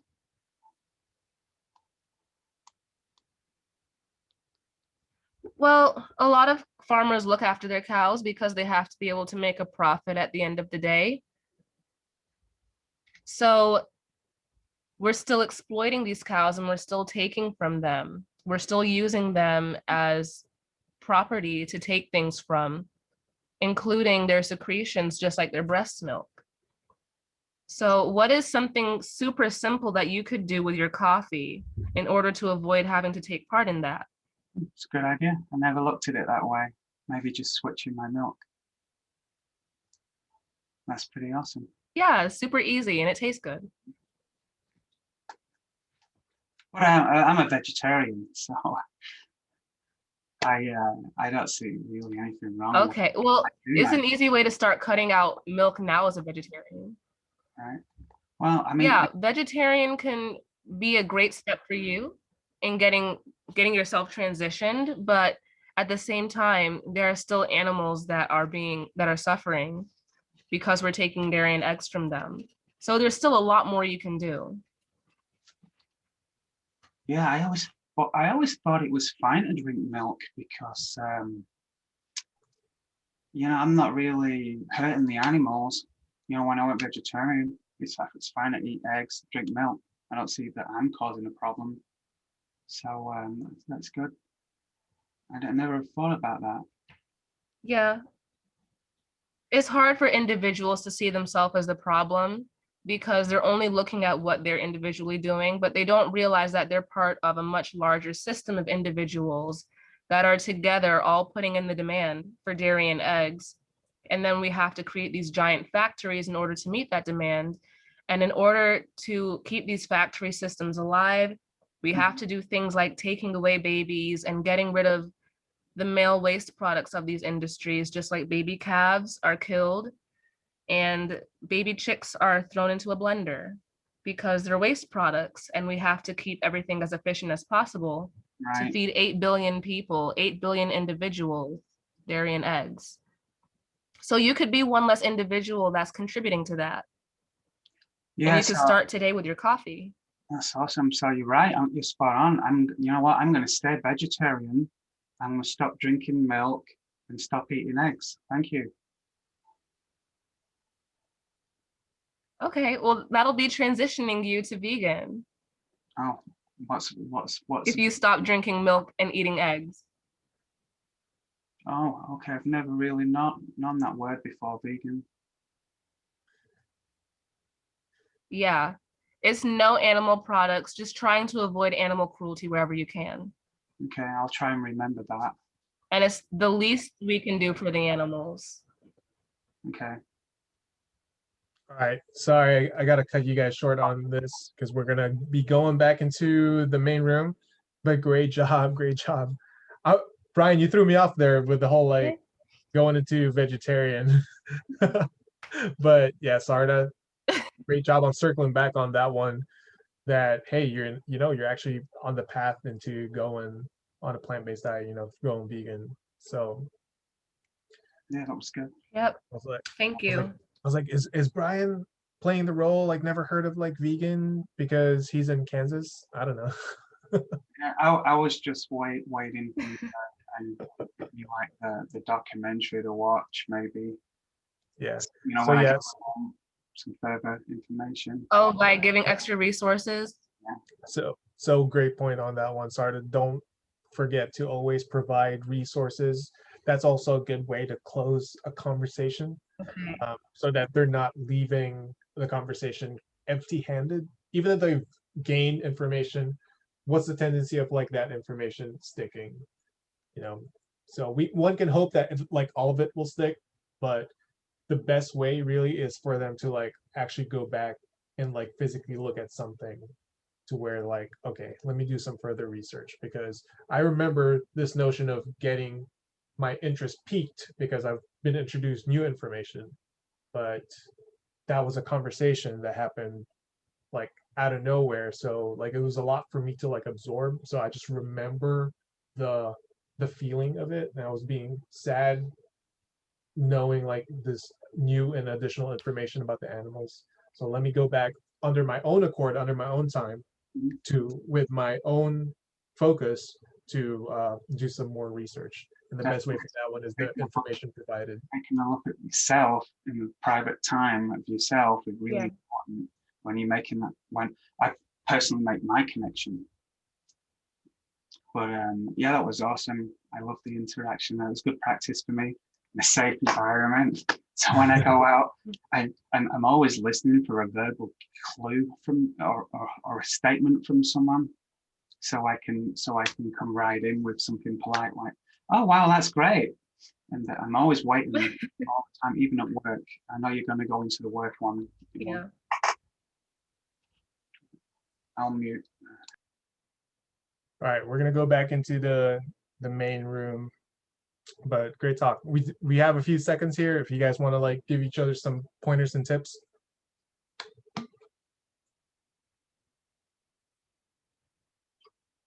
Maybe Michelle, don't bring I have your a question. So dogs you into guys the kind of conversation. said, Go ahead, Sarda. yeah, so you guys said that I should give them like resources at the end. I had a similar conversation with my cousins last night, and I gave him the Dominion link.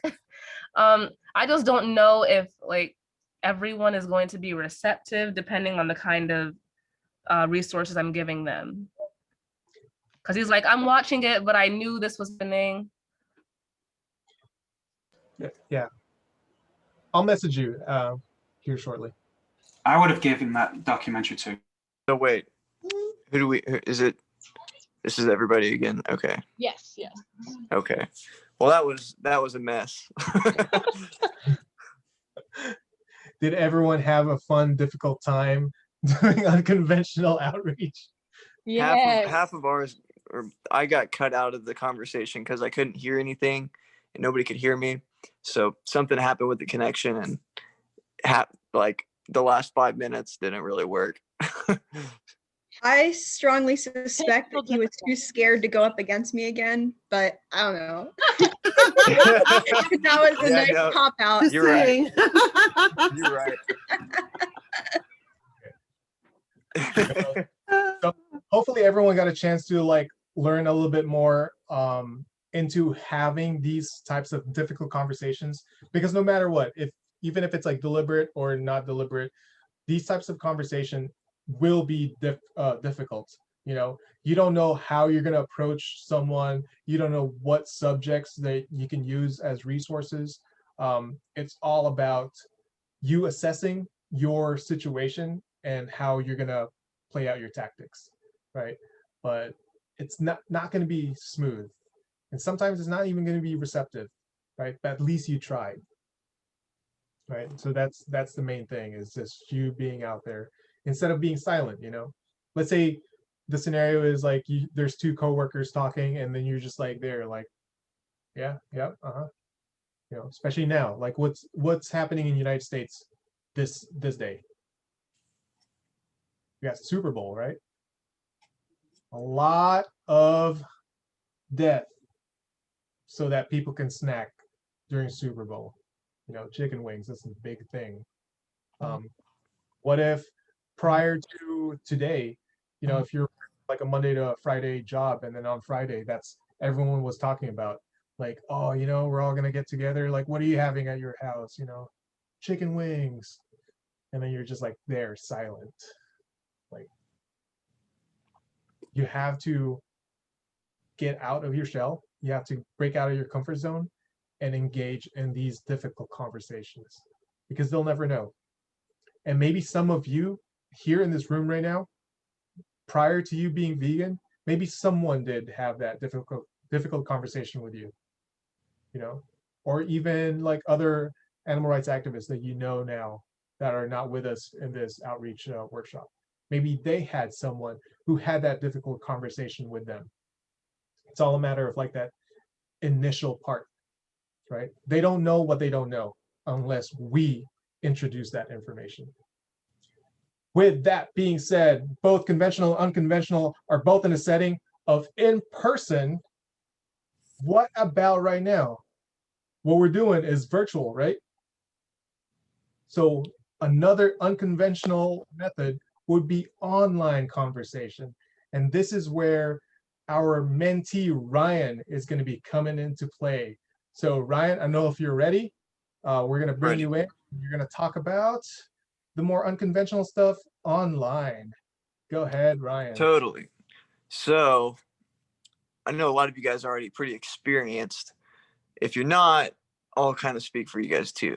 But I mean, with doing some online activism during this pandemic, like, it's kind of hard to figure out like what the best thing to do is. There's not a bunch of these same outreach events that they get set up, or even if there are, if you just don't, some people just don't live in a city where it's happening, you know. Like, I live in OKC, and like I don't really know any events that have happened for vegan outreach. So there's other stuff you can do online. So there's this thing called Omegle, OMEGLE, that I've used a lot to just get on and like just start talking about animal liberation and animal rights and stuff. So you can get on there, and it'll pair you up with a random stranger, and you can basically just have an individual outreach conversation. And one thing that I really like about this is that it sets you up with one person at a time, you know. So like it's helpful to have a conversation when it's just you and that one other person, rather than having like a group full of people to talk to that can gang up on you, or like sort of start bringing up other points in the middle of your conversation. And it's in the comfort of your own home, and you can do as little or as much of it as you want.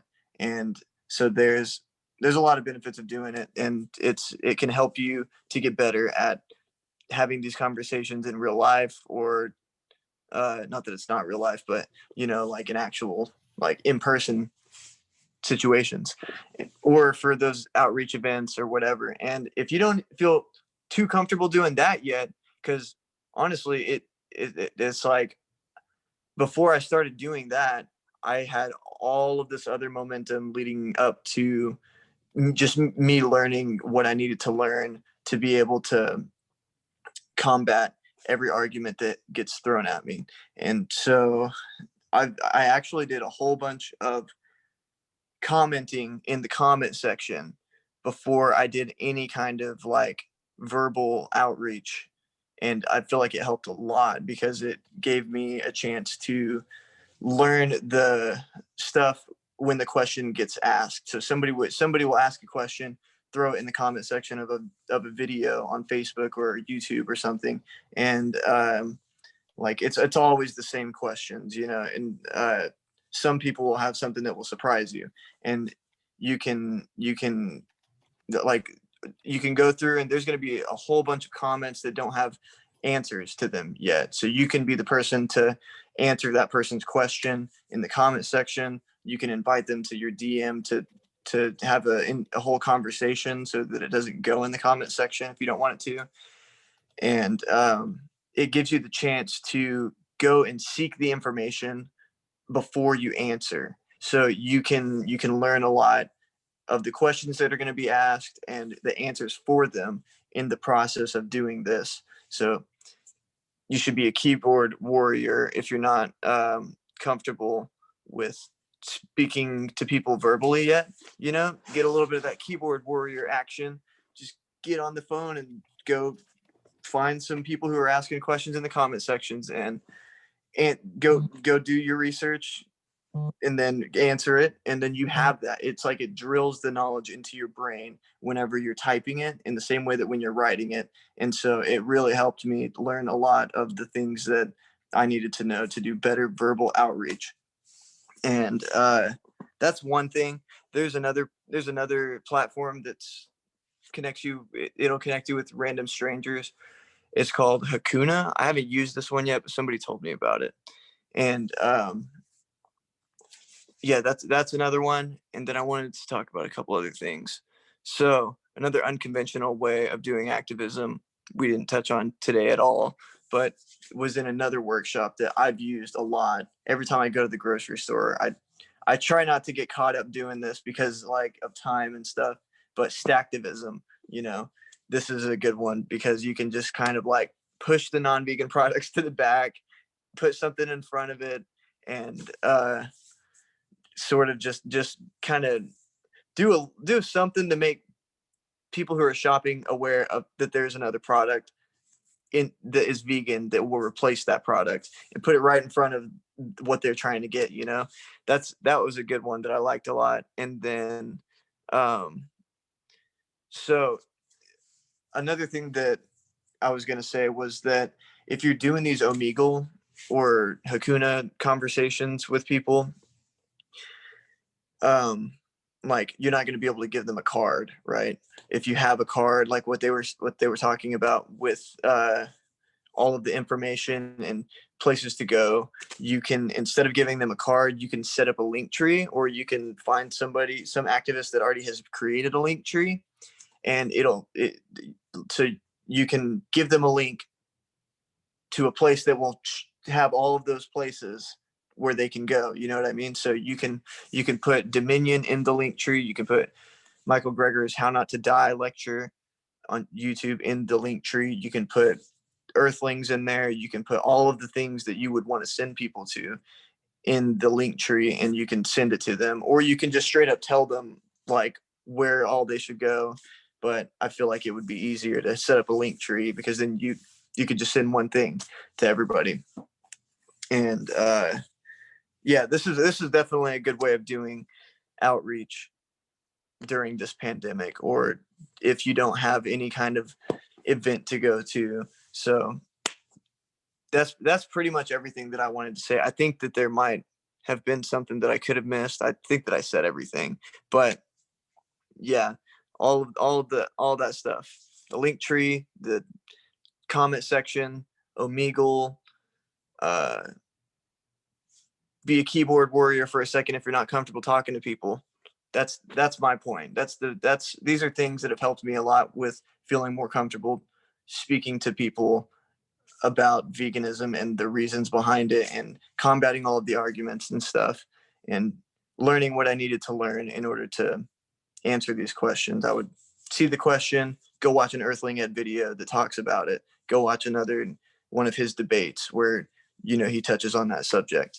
And yeah, hopefully the stuff that I've said just now will help anybody who doesn't have a place to do outreach in their city, or if you're just like, I don't want to go out, it's a pandemic, you know, but you still want to do outreach, you still feel this like obligation to speak up. These are things that I've been doing that I wanted to share. Awesome. Thank you, Ryan. Let me just back you with the keyboard warrior part. So everyone, treat the comment section as though you're actually in-person outreach, you know, Right. because if you're having a conversation with someone, you just don't like lose your cool and just like, wow, just go vegan, you know, and just like do some like use some ridiculous language and whatnot, right? Treat them as though like they're actually a person. So take that same concept into the virtual world, because in that virtual space, they're gonna know if or if not they want to engage with you a certain way. Not to mention, think about how that conversation is actually accessible to everyone that's looking into that comment breakdown, right? So as they're reading, they're going to pick up on information, and the information that you put down and how you portray it, that's going to determine if they want to absorb the information you put down, or this is just how people work. If they want to not even worry about what you're talking about, because just the way you're portraying that language is toxic, something that's distasteful, and if they start seeing and feeling that, they're already going to eliminate everything that's coming from your side, you know? So just keep that in mind. I actually have a couple more things. Sorry, I forgot. So, But if you do this Omegle thing, like there's going to be situations where people just want to talk about random stuff, right? Or they're just trying to say what's up to whoever, right? I've gotten on Omegle just for the sense of like getting some socialization, you know, because it's nice to talk to people whenever like this whole pandemic started and stuff. It's like you don't get enough socialization. So just getting a little bit of human interaction, people will get on there for that. And so if you separate that from your activism, like you if you go to Omegle for that, it's like one thing. But if you go to Omegle for activism, like instead of combining them, if you go in there and deliberately bring up the conversation towards the beginning, I've found this to be a lot more helpful and effective with making people make the switch. If you go in there with the purpose of talking about veganism and not go in there with the purpose of just chilling, and then maybe it getting brought up and then talking a little bit about it if it gets brought up, more so like you go in there and you're like, hey, I have a topic I want to bring up. Like I have a debate topic that I want us to go into. Then they're usually going to be like, okay, what's that topic? And you can maybe spark it with a question, give them that opening conversation starter thing, ask them like, how do we morally justify not being vegan in a well-developed country or something like that. That's how I usually start it. Something to open up the conversation where it gets them thinking about it and they want to go further.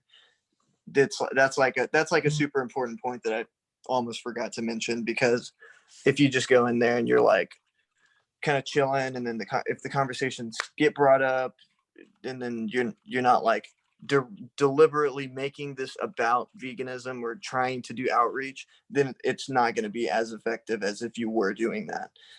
That's one thing. And then if you wanted to take it to another level, you feel real comfortable doing this activism stuff, you can take videos, screen videos, and post them on your social media. I haven't done that yet. I haven't felt too comfortable with them. Still working on trying to figure out a brand and stuff. And so I am not there yet. But if you are there and you feel comfortable, like getting some content, you want to get some content of you talking and having conversations and doing these debates and stuff, you can download OBS, and you can record your screen conversation. You know, it'll record the audio and it'll record the screen, so you can get some content to put on your social media. I guess TikTok is a good spot for this stuff now, but anywhere you do in the social media, those were the last things I wanted to say. Just be deliberate if you go on Omegle, and then if you feel confident, get some content for social media. Awesome. Thanks, Ryan. Okay, so we're gonna go straight into it, right? Because we've taken up a lot of time. Q&A. Does anyone have any questions? Now is the time. You can go in and unmute, or you can put it in the chat. Sarda, go ahead. Yeah. So kind of going on what I was saying in the break, the break room, about giving people resources. And it's like, because when I was having the conversation with my cousin last night, he was listening, he was receptive, he was open to the conversation and actually engaging. And we had it for like a few hours actually. And then I left him with a link. But I feel like what he was seeing on the screen when he was watching Dominion wasn't really getting into him, unless I would have been there to, you know, press home the points that's happening on the screen. So it's kind of like they need to watch that stuff with someone who is reiterating that this is happening in order for the grocery store shelves to be stocked up, and in order for you to continue the lifestyle that you have. And they're just not making that connection. And I had that same issue before I went vegan, where I didn't recognize that what was on the screen was how what was on my plate got there. Totally.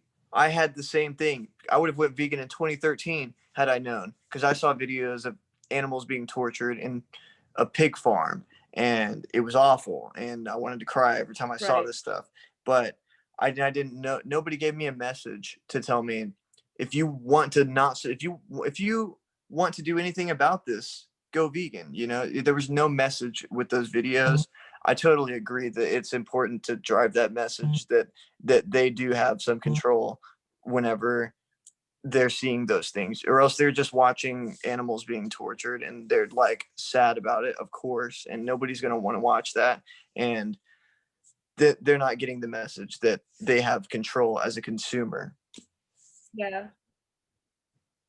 See, I kind of did it backwards, where I told them they had control first, and then I showed them the documentary. So I told them they had control, but the main argument was that vegans need to make our food taste good enough to replace the animal-based foods, in order for people to actually be willing to go ahead and take the next step to go vegan, to make it more convenient and to make it taste just as good, because they're listing out their favorite foods: baby back ribs, mac and cheese. We live in the South, so a whole bunch of soul food. And I mean, I understand, because that's the kind of food that I was addicted to before I went vegan. But it's so hard to, it makes sense to me now, but talking to someone who hasn't made that connection, is like I'm trying to break past this wall of their taste pleasure. Yeah. And it's like, no, their taste pleasure, at the end of the day, it means more to them than the animals' lives, and they're just gonna take the animals out of their mind and continue eating what tastes good. But you could challenge that, you know. I think that's like a something that you should challenge, because if you bring up the whole, ask them the question, do they think that sensory pleasure provides moral justification for putting somebody else through pain and suffering? If it doesn't when it comes to rape, if it doesn't when it comes to dog fighting or breeding chickens to fight, then why should it here? You know what I mean? I think that's been a really effective point to make for people who are saying, well, if you can replace it, if you can give me something that tastes exactly like this, then I'll give it up. it's like we can't really expect there to be a replacement for everything. So it's like for those things that we can't replace, this line of logic kind of needs to be acknowledged for people, because the sensory pleasure and convenience can't morally justify other things that put another being through pain and suffering. So it would be a double standard, and it would be unfairly applied to that and not applied to other situations, you know? I think that if you give them that point. Yeah. And I have one more question before I let someone else ask. So I guess my main concern is because, I mean, in the break rooms is a little weird because I'm talking, it's like a contrived situation, but when it's natural and it's organic, I have an easier time outreaching and, you know, letting them know all the facts and asking them questions to get them to think. But sometimes what I really worry about, it doesn't matter how well I was outreaching to that person and how much they were listening to me. I worry about the actions that they actually take after the conversation. So there are some people who I have the ability to follow up with them because they're like people I know or something. So how much is too much to talk about veganism before they just start to shut down and not listen to you anymore, and it just starts to go through one ear and out the other? So there's no actual like time, like these are the set rules of like how you're going to engage with them about talking about vegan and animal rights, and then you just end it right there, because at that point forward that they're just not going to absorb that information, right? So it is all dependent on your rapport and the establishment of your connection with that person and how well the conversation is going. You're going to get a feel for how receptive they are and how they're really in tune with everything that you're putting out, right? There's so many different variables, but one thing that I will advise is that to not worry about too much of the after effects, because you'll never know. You're always going to be in this wondering state of like, did that stranger ever go vegan? Did that stranger ever like watch those documentaries? You know, Yeah. Those are the parts where like we can't account for, and unfortunately, right? Because it would be awesome if we were able to, then we can drive some sort of statistic to where like, all right, how much are we succeeding? You know, and that, I think this is also the reason why if only outreach is your tactic, then you're not really maximizing your time. You know, there's other different types of activism out there, and diving into just one, it may be important, but you're not really maximizing your time. You're not really maximizing your effectiveness. You know, you got to learn all the different legs on how we can win as a movement, you know, coming from different directions. So if you're, don't get stuck on like the after effects, because then you're just gonna like always wonder like, all right, whatever happened to those strangers that I talked to. One thing that I do whenever I do the Omegle outreach is I'll offer them to follow me on social media or somehow connect, you know? So if they did have any questions, I could answer them or help them out in any kind of way if they were struggling, you know? But yeah, it's like you totally can't, you can't really do much beyond your conversation. After you have the conversation, it's up to them to make the change.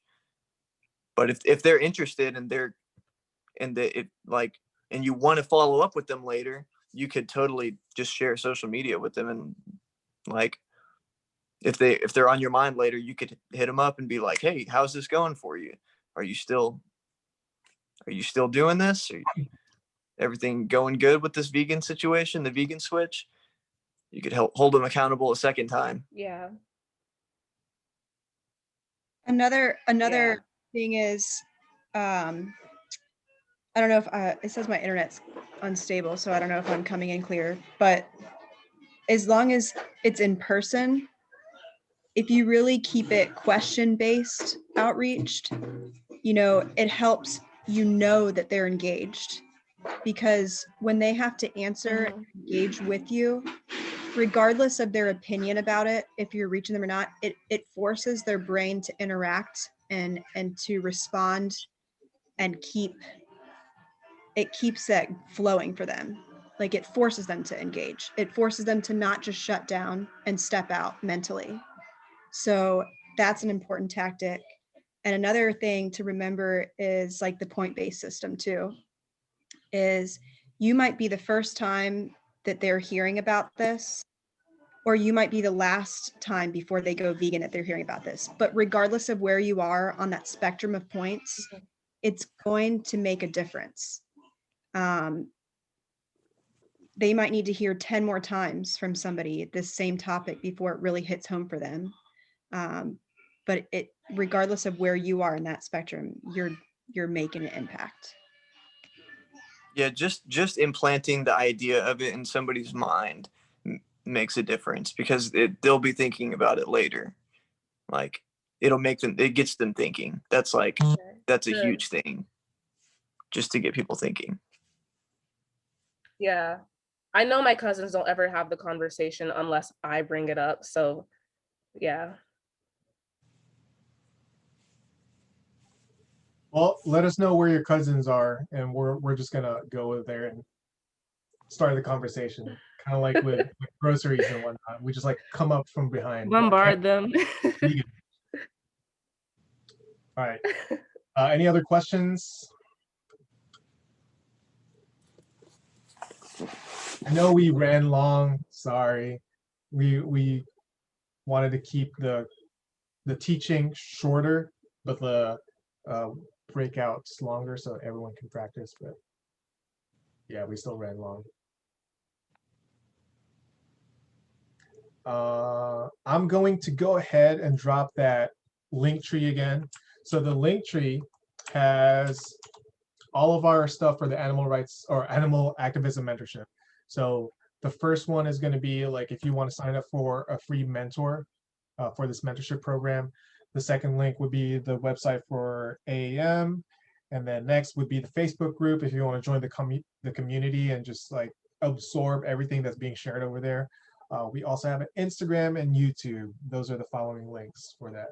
So the link tree is your one-stop shop for it. And if there's no other questions, I'm going to go ahead and close this out. Michelle has a question. I had a question, yeah, but it's unless you have to run, but it was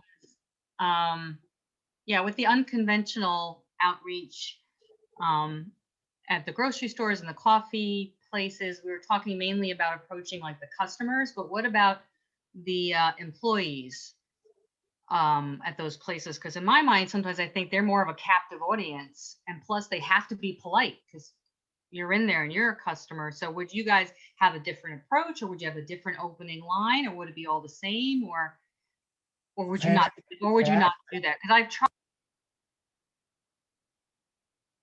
now, just sort of asking her, do you know where cheese comes from, and that kind of thing.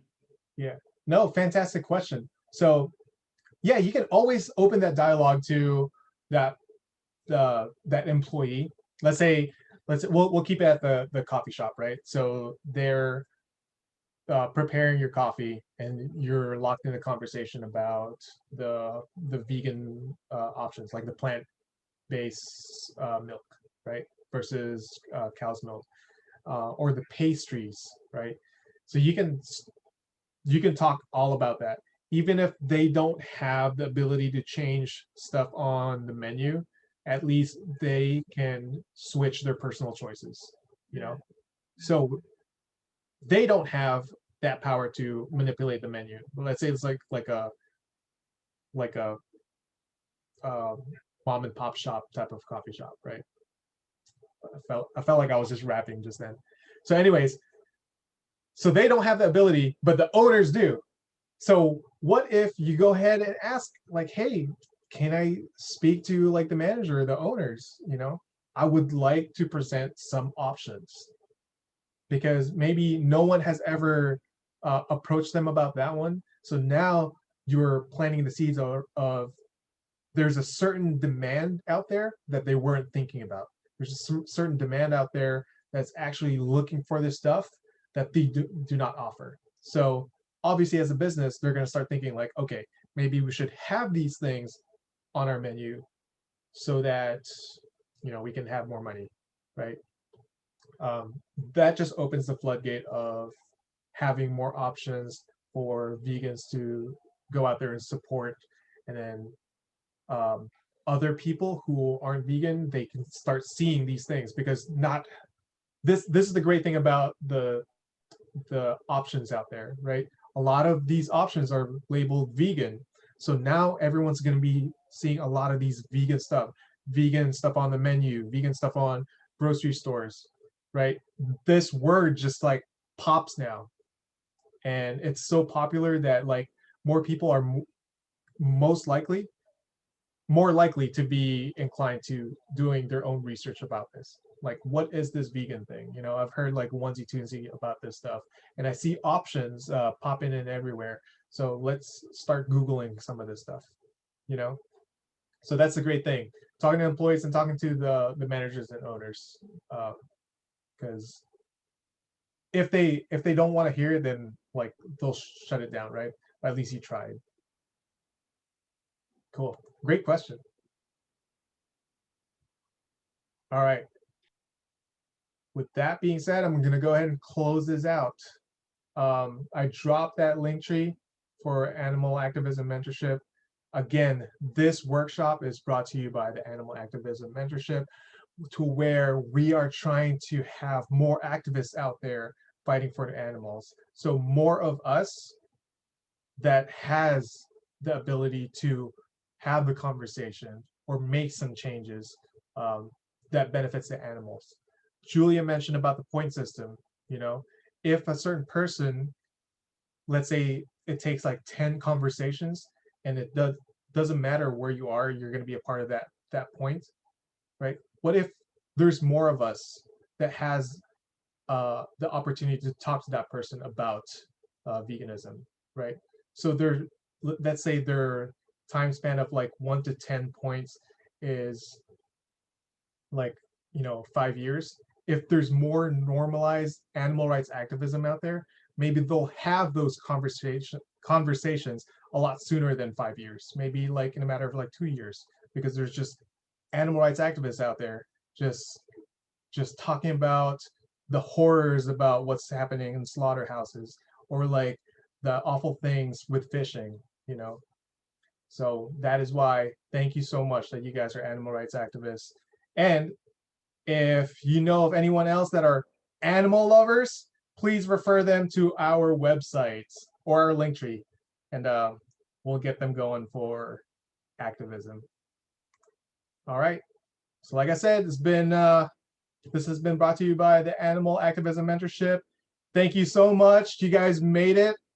This is it. We're done.